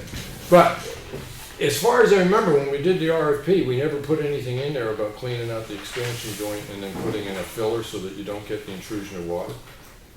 I would have to look at it again. Yeah, I don't think we I did. know we talked about that. Yeah, I know we did, We but I don't talked think, about, A.J. Harris has this type of material that you mix and put in. yeah, We did talk about. Yeah, I know, it. but we- Look at the RFP to see if it was in there. yeah, I don't think it was, but, all right. But So, that, and the other thing was, is this is the only bid we got, so you two decided not to do anything with it? Are we doing something with it? well, basically, I want to run that budget number by the, figure out where to put that money into the budget request during the budget cycle, but Lenny and I, the discussion that we had, I mean, you voted no, Lenny and I voted yes, and the discussion was basically about not taking the money out of the bridge fund to do that job, because we've got other bridges that need a serious amount of work. Well, I thought that was the reason for getting this out as quick as we did, so we could get that done this year. Yeah, and if it had been $8,000 or something, I might have been able to do it, but I'm not pulling $31,000 out of the bridge fund to do that maintenance work. I think the maintenance work is extremely important, and I want the budget committee to grant us the ability to do The the fact that maintenance we work. hold this over the next year ain't gonna change that price. Fine, yeah, I mean, it might go up a bit, I really don't know the answer to that, but now, as I said, this is where I got into this thing about estimates, is that as I'm beginning to really get my handle around the municipal bidding process, one of the first things you need to do is to clear the money. Because otherwise, what happens is you get bids in, you open up that everybody knows the amount, and now you've gotta come up with the money. It's maintenance, Hank. The longer we put it off, the worse it's gonna get. Yeah, no, I understand that, and I wanna see the maintenance done. What I'm not willing to do is to pull $31,000 out of the bridge fund that this town has been building up to fix bridges. And I do absolutely agree that this town does not put enough money into maintenance, but Well, it's a bridge. If we don't fix it now, we're gonna have to fix it at some point. yeah, I agree with you. I mean, the way I look at that is that's the request I had to the budget committee. Now, whether or not we put it into the bridge fund and stipulate that one of the reasons that we're putting this money into the Why bridge. can't we take it out of the bridge fund and then request the money to put back in the bridge fund? That's a Some reason. possibility. That's an argument you could have made last week. The bridge fund was for maintenance. No, Yeah, the understanding of the bridge fund is primarily to replace either Snow Road, Stevens Road, or Granite Road bridges. That's what the budget committee has been agreeing to, the money that they put forward to the town, and the town has voted and agreed to put the money into that fund is based upon fixing Snow Road, Granite Road, or Stevens Road, because we had one bridge closed and two on the red line. One of them is extraordinarily important, and one of them looked like a fairly simple job to get done, but that's why the people gave us some money. It wasn't for doing that, I'm just not willing, personally, I'm not willing to pull $31,000 out of that when I'm looking at Snow Road. It's gonna cost us maybe $600,000. So we forgo this bridge, so we can fix one. If we're looking at 600,000, 31,000 ain't gonna make a dent anything. Fine, that's a decent argument, Lenny, but I'm personally not willing to vote to take the money out of that fund to do that maintenance work. What I'd rather do is run it by the budget committees, is that we got an estimate of what it would cost to do what I consider highly necessary maintenance on Elm Street Bridge of $31,000. Right, and someplace figure out how to put, whether we put it in road maintenance or bridges or whatever it is, we put it in the budget request this coming year to raise that money, and then if we can raise the money, we go to the person, because when we made the motion we basically accepted the bid, but we did not award the contract. That's what we did. It was the only bid we got. It seemed a reasonable amount of money for the job, and it actually seemed less than I thought it was, right? But we did not award the contract. We merely sort of accepted the bid. Said, this is the bid we've got, and this is the money, the amount of money we're gonna put forward to the budget committee. That's what we did last week. Yeah, we accepted the bid pending, Yeah, funding. yeah, But if we can take it out and just request to replace it, okay. I don't, As I stand right now, I mean, if you made a motion to take the money out of your bridge fund to do the repair work on the bridge, I'd vote no. But So, anybody can make a motion, Lenny. I'll make that motion. Point of order, Henry? Huh? Point of order, if you're gonna vote on this, Mr. Edwards recused himself from this process last time. He's announced that his nephew is the owner of the company, Yeah, so there was only two of you involved in this process. right, I'll leave it at that. okay, thank you. Which puts us right back where we were, Lenny. Henry, We're the Well, town okay. has, One second, I really have to hold back a second here. we're not talking about awarding bid, we're talking about where to get the money. So Right. I don't know if that even Uh, Lawrence even recuses himself then. Yeah, If we're talking about where we're getting the money, no. If we're talking about awarding the bid to this Limerick steeplejack, Right. yes, I need to excuse myself. Right, but we accepted that bid last week, Henry and I. So the bid has So we're already just been talking about the accepted. funding. Now we're talking about funding, and if you're talking about taking $31,000 out of the that's your motion. Bridge maintenance. expendable bridge. That's your motion, to take $31,000 out of the bridge maintenance in order to do the repair work listed in the RFP on Elm Street Bridge. Yes. Okay. Whether or not you should recuse yourself at this stage in the game, I'm not familiar enough with the law to know it. I can only go personally, Lawrence, I would recuse myself, because even if it's not about awarding the bid, it's about actually making the You're awarding awarded it bid to your nephew. financially viable to the company, of benefit to the company, That's- and the company is. Henry, that's absurd, and John, he's not awarding, the bid has already been awarded to the gentleman. They're just saying whether they should take the money out. Now you have 3 selectmen, otherwise you sit there with 2 and nothing would ever be All done. right, I'm gonna, please ask the public not to jump in on this. It's kind of Lawrence's decision on whether or not he wants to recuse himself. I'll second Lenny's motion. Okay. So I have a motion on the table to take money out of the bridge fund, the current balance being whatever it is. Anybody offhand know what it is? I might have it written down. I'm sorry, I came without my briefcase, so I don't have my town report. Doesn't make any difference anyway. Right.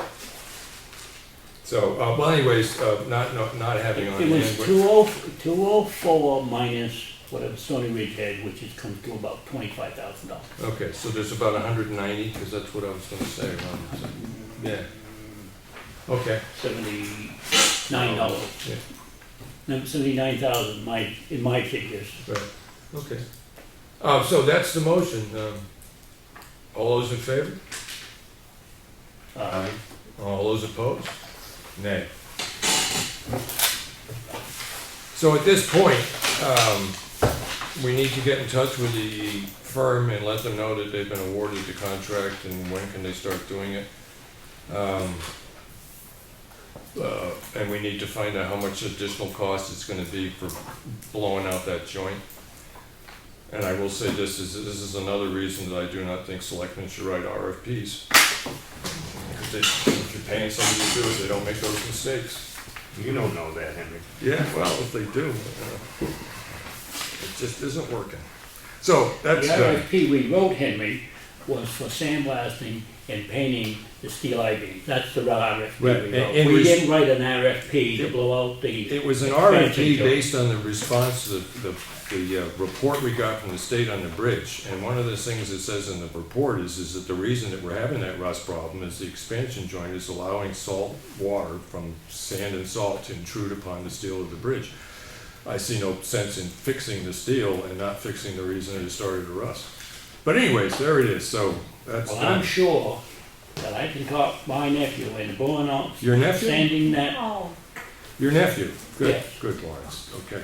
We're moving on, it's a done issue, so it's been voted on and And he passed. won't charge the town anything. That's nice to know, but it's all set. Estimates for granite snow road bridge repairs, yeah, that's not done, so it's not probably gonna get done. So scheduled for granite road culverts, finishing grading proposed September snow, that shouldn't be on there anymore. So under Henry Spencer, I've been through most of mine. I will say if the woman and the guy that put in the book box out front, if they can set a date that they want to come and do that, I'm happy enough to sort of help them. So if they have set a date, give me a call. If I'm available, I'll come down with a post hole digger. Because if they put cement on that, hopefully we can dig a hole big enough. I to move called it. again, Okay. left a message again. Okay. So then we're down to Lawrence, RFP Elm Street Bridge maintenance, that's all set. Bonington Road culvert, that was just a question of going up and looking at what they did and stuff like that. Did you get a chance to do that? You know, the stuff that they did, the work they did on Bonington Road, we're pretty much done with that, right? No, it's been done, I don't know. Well, back when You got through that Roman grant. Road culvert, we wasn't changing the culvert. No, we're just working on the side, but actually, it's old news, that's what I'm just trying to figure out what to The drive. Watershed Alliance would like to know if you can speak with Bob about scheduling the work for Bonington Road. Is that what it is? Okay. So we need to get Bob together with them? Or is I it, suppose that would be the most expedient. right, because that, they represent the funding stream for that. Okay, number 11, all right, Point of order, yes. where are we getting this money from to do our share in it? That was the subject that came up about a month ago, Yeah, or actually 2 months ago when the Alliance came in and spoke with us. okay. We're just- When I come in on Thursday, I'll get some phone calls done and stuff like that. Thank you. If you could make sure I have a contact number in the office, things like that. Yep. Okay. So that is actually still in the manual and I request reform. The other thing, Lawrence, is just, like I said, I'm perfectly happy to help if you want to come down. No, I haven't done that yet. Yeah, but I mean, I gotta get it up. yeah, if you know you're gonna do it, it helps to have two people, give me a call, if I can help out, I will. Okay. Because you said you had, what, a farm jack or something? Yeah. That's not good. Doesn't need to go up much, I just wanna get it at the foot off the ground so they can open the door. Yeah, so you don't have to shovel right down to the ground.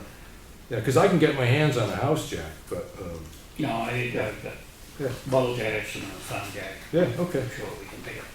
No, not pay nothing. Under Lenny, I know the alterations on the front steps, you did do the painting. I will give a call to Van Dyke Welding on Thursday to see when he can get it done. He said it'd be a couple of weeks, and that was 2 weeks ago, so hopefully it should be getting done pretty soon. But I'm the last guy to talk to him on that, so I'll give him a call and punch that along. Did you get any blueberries off that bush? It's just a picture. Still there. I think frost is gonna hit it real quick. Yeah, well, it said a deer could come in and eat right down to the nub, couldn't it? Roots and all. You don't see deer dig them up a lot. I'll just get Paul Miller to mow real close to that stone. Okay. Well, I mean, you've given them enough warning and stuff, right? I think. Yeah. Maybe they're waiting till it blossoms. I don't know. Okay. I was looking under this other stuff that we have under budget items. The numbers that we are requesting from the budget committee for doing the paving section on Green Mountain Road that we want to do was $156,000, but that was based upon the price of asphalt being much lower, and I can't remember what the price was the year before, but it was significantly higher, and I really am thinking that when we get to the budget committee, it might be worth bringing up the fact that this 156 represents a price on asphalt this year, and say that if it had been done the year before, this is how much it would have been, and to let them at least know the difference, because this is cutting it to the penny of what the estimates were, and there's no room in there for an increase in the price of asphalt. So it's just that when we do get in front of the budget committee, we need to make sure we remind them of that fact.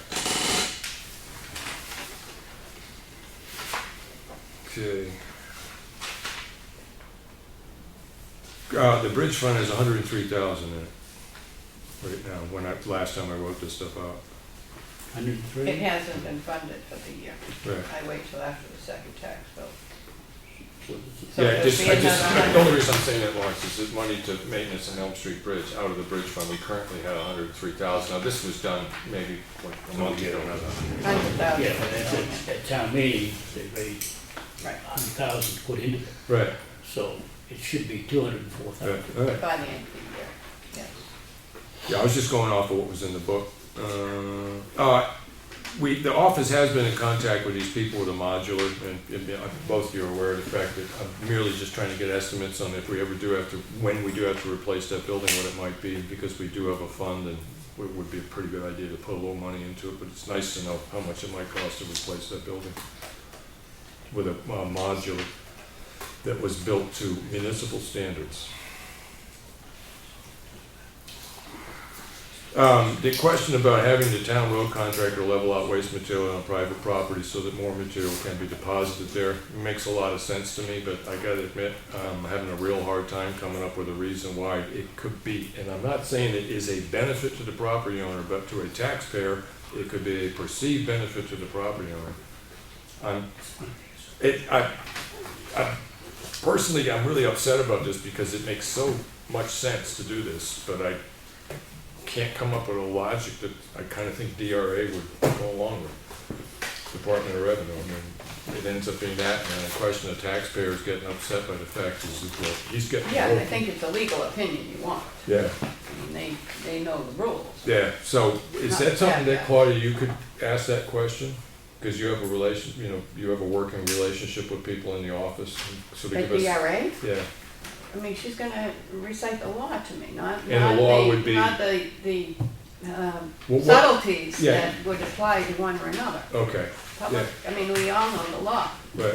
And- public money on private land. Right, can't do it, all right, yeah, because the other way I was looking at this is that opposed to just having our road contractor use tax dollars to spread that stuff out, is if there's, and I'll check with maybe the legal thing on this, but Didn't we already spend tax dollars to haul it there? we save tax dollars to haul it there.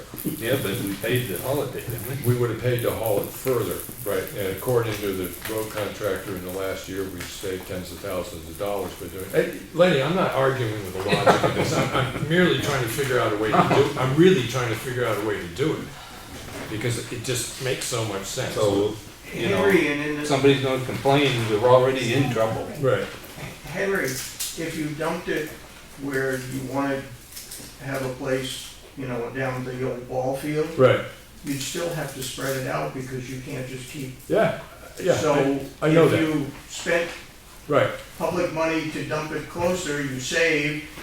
And Right. if you had to spread it out, yeah. But one other piece of information I picked up from some municipal website kind of stuff is the fact is that there are towns that they stockpile that stuff for an extended period of time, and then they rent a sorter, the drum, a screen, and they screen out the organic, and you end up with sand that you can use for winter sanding and stuff like that. So there is value to this material. So now, at this point, I can't say yes to this personally. So I kind of think of it as still an open issue. I want to figure out a way to do this. I just Well, have, that's a question you could ask Matt tomorrow. yeah, because we're paying it anyways. well, So tomorrow, see, here's what's gonna happen, Lawrence. Tomorrow it'll be so efficient that we won't get a chance to talk to him. I can kind of. Doubt that, you kinda doubt that, all right, yeah. New business, review procedures for receiving, recording, contact, and existing proposed firms. I really don't have a lot to say about that. I don't know the answer to the salt shed thing, because I just didn't get a chance. Like I said, I was out of town, so number 11. What was the? It's finding out, the salt shed was meant to get 3 treatments of the chemicals so that the salt didn't infiltrate in, and I don't know whether it's had all 3. I think Tim Eldridge was the last guy to take care of that. I'll see if I can get in touch with him and find out whether he put on the 2nd or the 3rd to his knowledge. Yeah, it was the second. Second? There was 1 year left. Okay, do you happen to know what the material is that needs to be spread on it? I got it at home, but I can't tell you off the top of my head. But you could find out what it is. Oh, yeah. Yeah, and then how much, because I'm trying to think we It have. wasn't that much. I mean, I'm talking how much of, it's like 10 Oh, gallons? no, 5 gallons. 5 gallons? 5 gallons. Okay. Because I think Tim did it himself, didn't he? Yes. Yeah, so. I'm ashamed to admit that I don't know right now whether we've had salt delivered. I was just gonna say, that you'd have to make sure that we haven't had salt delivered. Well, I mean, I know there's some I get in the there. bill after the fact. Right, okay, you want to swing by and see whether or not it's open enough to actually do that? And then if it is, we'll arrange to get the stuff and get her done?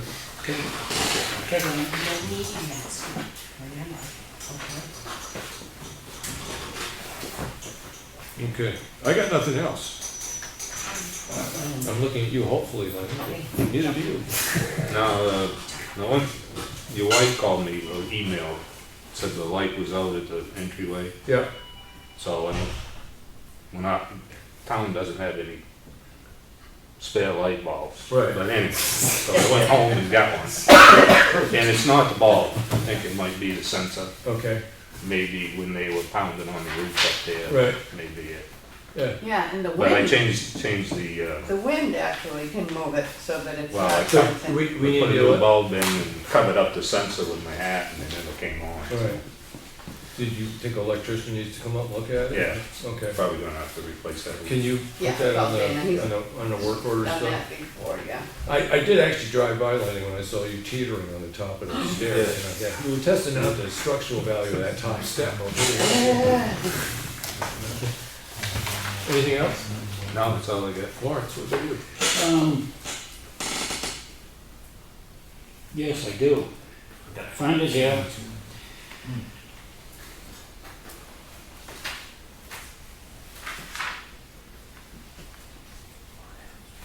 I would like to go into non-public. All right, before we get into that, and the reason for it, we do have one more meeting with Rebecca, our zoning enforcement officer. Anything particular you want to bring up, Rebecca? I'd like to mention that the motion sensor light is not working. It's working as I crawl down the steps on my Okay. way here. The heater in the back there, the thermostat doesn't seem to be working. So when you push it on, it runs and runs and runs and runs and runs, and then you have to turn it off again. And that's an internal thermostat on, it's like a It's toy. part of the Yeah. Renee heater, yeah. Okay. Other points of interest, I attended the municipal law lecture training Mm-hmm. this weekend down in Concord. And a very good section on code enforcement that I was glad to attend along with the other.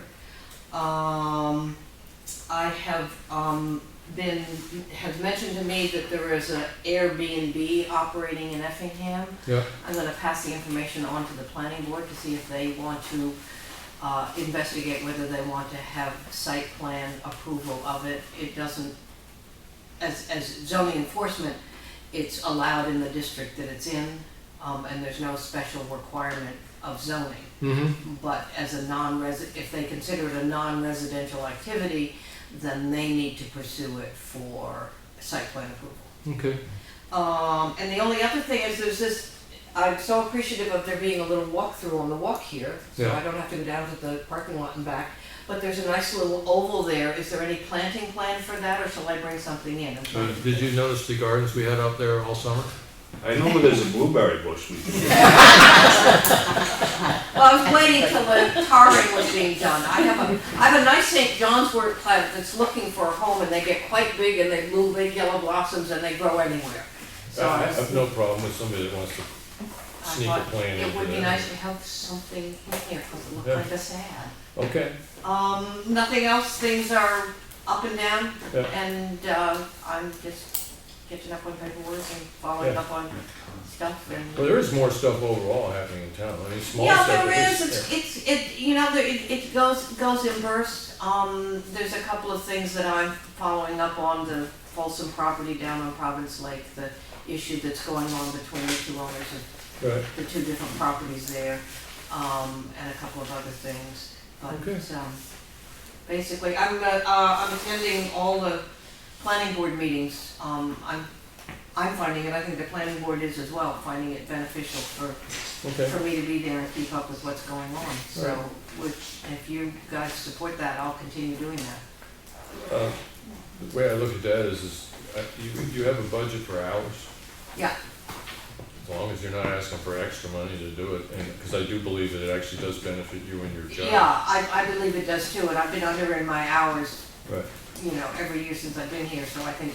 Well, and I find it a particular benefit to the residents of town is that when you're that close to understanding about their interpretation and your interpretation and how similar they are or aren't, I think that's a valuable thing for residents, so. Yeah, and I've enjoyed how open the planning board has been to my ideas and the back and forth that we've had, so. Okay. That's good. Okay. Any questions? I don't have From any, you guys? no, thank No? you, yeah. No? Yeah. Okay. So you don't want that blueberry bush, huh? Lawrence, other than the 91A request, do you have anything else? The only thing I had, other than I had was Do we need to upgrade the security camera? We could put a blueberry bush I don't know. and When that's been- St. John's. when that- They go nicely together. It's a question, he was wondering whether or not you consider the security cameras adequate. We act, not for Outback. We could use an upgrade on the system for Outback, Okay, I think. So, okay, right. Now, do we have anybody particular that has done work like that? I'm assuming there was. yes. The gentleman that installed this one is no longer doing it, but we have a contract with Knight. Right, okay. So, Lawrence, the you're most making a reputable suggestion that we have it evaluated? The system evaluated? Well, yeah, I mean, I don't know how old that system is, it's in Right. that India. It's not all that old. No, Right. But you, No, but- you do consider what's out back as inadequate? Yes. Okay, so we can. Yeah, have they're that- on, yeah, but we only, it was a 4-port, so Right. really that, all they can see from back there is who's walking Security. down here. Security shouldn't be talked about now, Right, not okay, about the cameras, especially if they're not operating right. okay. All right, so we do have, Lawrence is gonna put forward a non-public, but before we do public comment, Dave Strauss, Chairperson. Just for a point, I have two issues. The bridge expansion joint was discussed, and that was at your RFP workshop. right, And Warren, you had mentioned, I don't know if you remember, that we were talking about having the road contractor handle that with some material, clean it out and do it. So you did discuss it at the workshop. So right, I was remember that, yeah. discussed. As far as budget review, we have the budget committee the 25th of next week. I haven't seen anything in the meeting minutes about the review with the department heads for the budgets. Do you tell me what you have reviewed, what you haven't reviewed? I haven't any yet, but, how many have come in, Claudia? I have most of them. Okay, We've got I at least just 6 didn't know on if here. the selectmen were interested in looking at them first.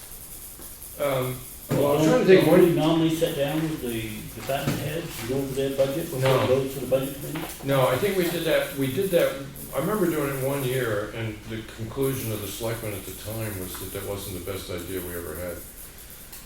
It wasn't productive, let's Right. put it that way. Yeah, Last year you did review by department heads. yeah, You had it on your schedules to do that and I attended those. yeah.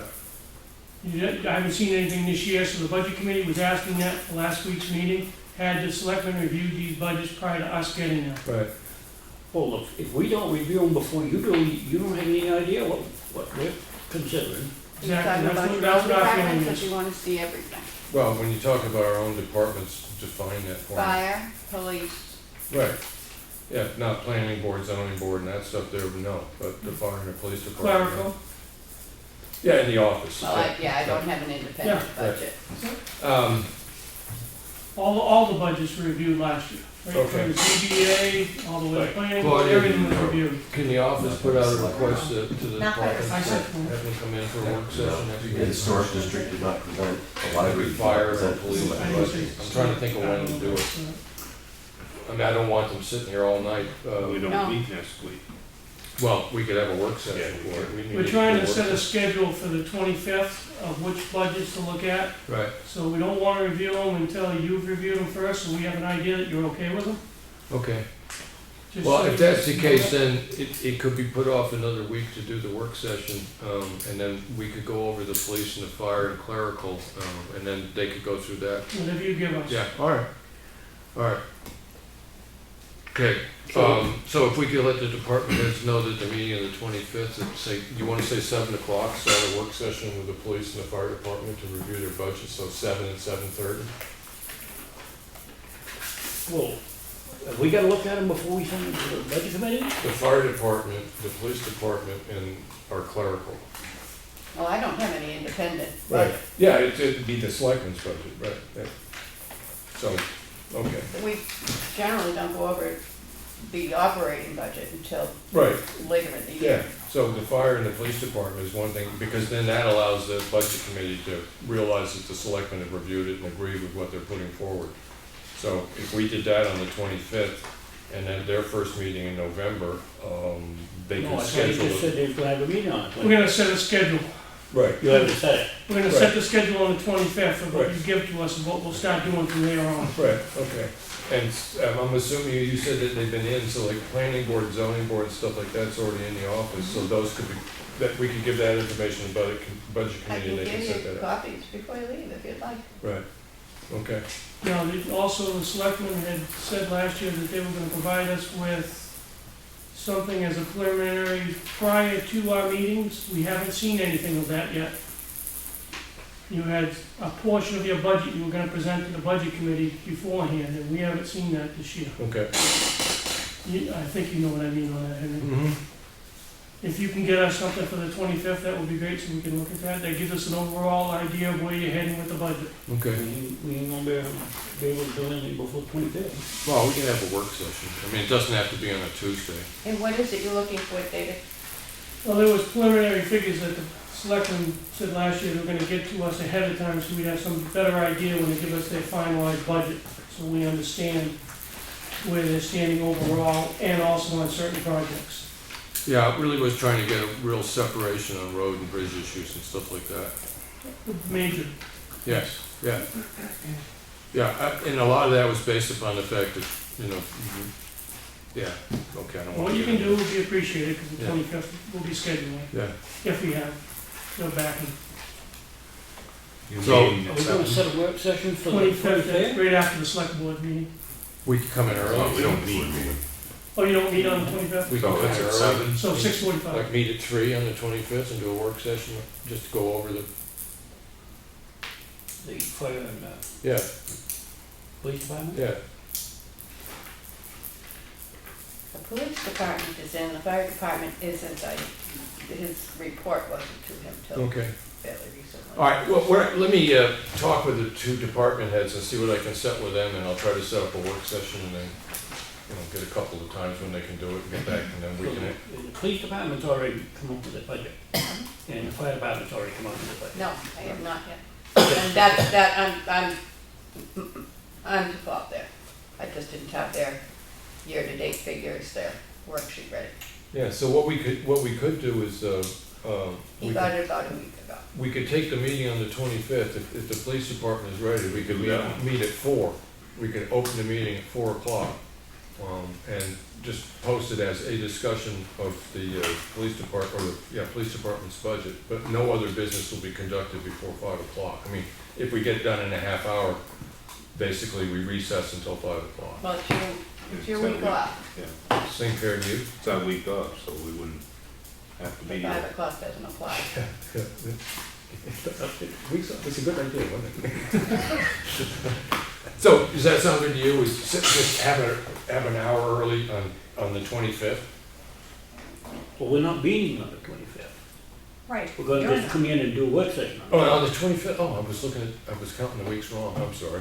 Good, I beg your pardon. Oh, yeah, all right. Let me get in touch with them and make sure that they can make it that day. That's all I need. Thank you. Excuse me. Okay, Henry. I've been overthinking today. All right, let me talk with the two department heads, and if we can get both of them done on the same day, that would be great. And then I'll get in touch with you, let you know whether or not they can schedule that day, and we can come in and do that. And it doesn't have to be, is there a day And you'd rather? Rebecca too. Huh? I have Rebecca's. That's another Lenny, is department. there a day other than Tuesday you want to do it? I mean, because Tuesday's fine. Tuesday's good, same with It's you? good to me. All right, and you want to say 4, or you want to say regular time of 5? We don't wanna run over, because the budget committee will be coming in. Okay, all right, well, let me talk to them. Starts at what, 7? 6:45. Yeah, if they can meet us at 4 o'clock on that day, yeah, yeah. Let's do It it, should be more than an hour each one. yeah, let's do it at 4. Okay, if they 4 can. o'clock. 4 o'clock, and I'll get back to you whether or not it works out with them. Okay. Yeah, fine. All right, anything else for public comment? In the back. Yeah, in the back.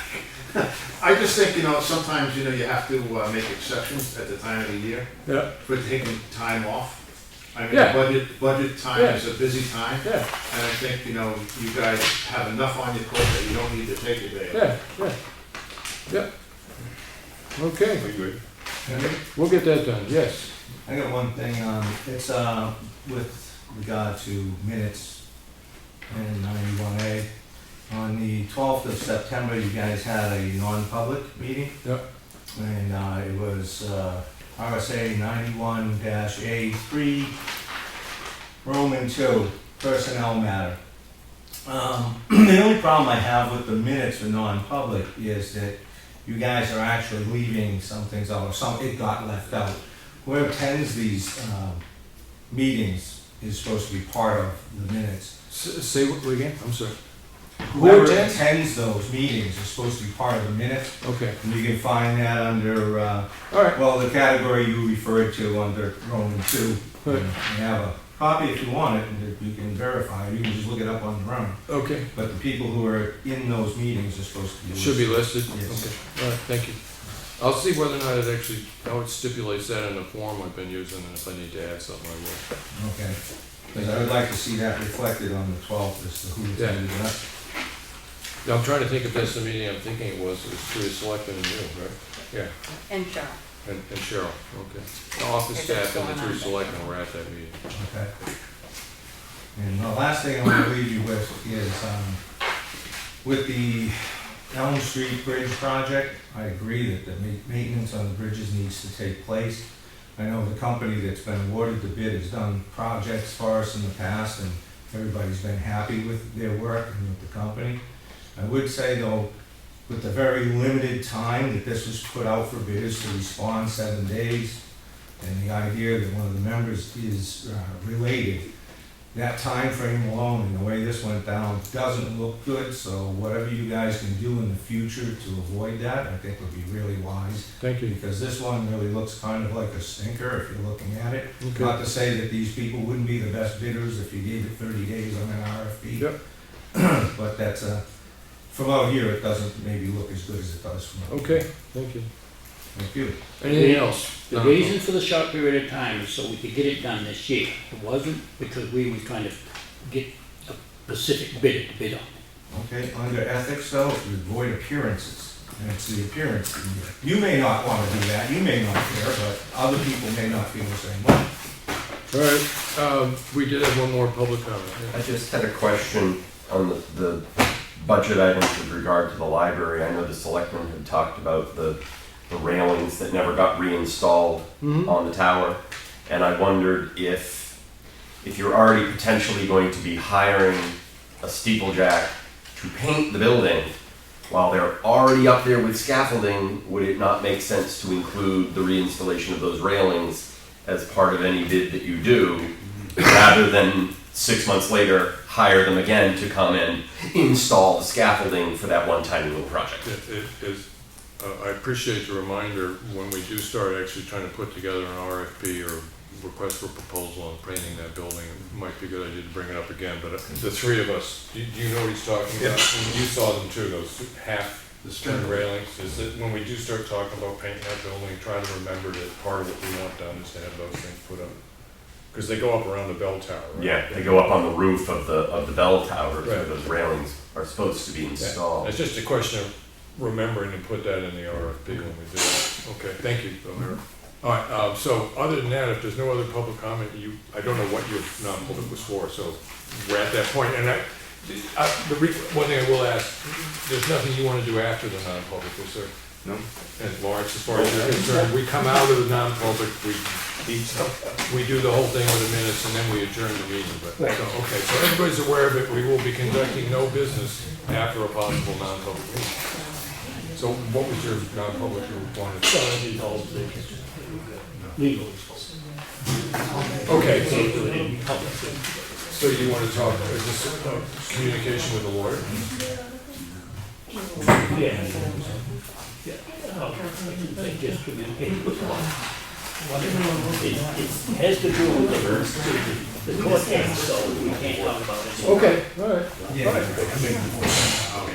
So Did I give you that form? I think well, yes, I do, right here. So this is, it would be considering negotiating pending claims and litigation. So we're going into 91A, and it will be under RSA 91A3, Roman numeral 2, number E. So we have the date of October 18th. Members present. So you made a motion to go into non-public by Lawrence. Edwards. Why don't you come visit me? And I'll second it, Henry Spencer. You seconded it? And I second it, yeah, and now we do a roll call vote. So this is a roll call vote to go into non-public for a legal consideration. That's 91A3, Roman numeral 2, letter E. Check that. Yes. Thank you. Yeah, so that's the There you go. second. So, aye? Aye. Aye? All right, all three aye. All right. I would guess.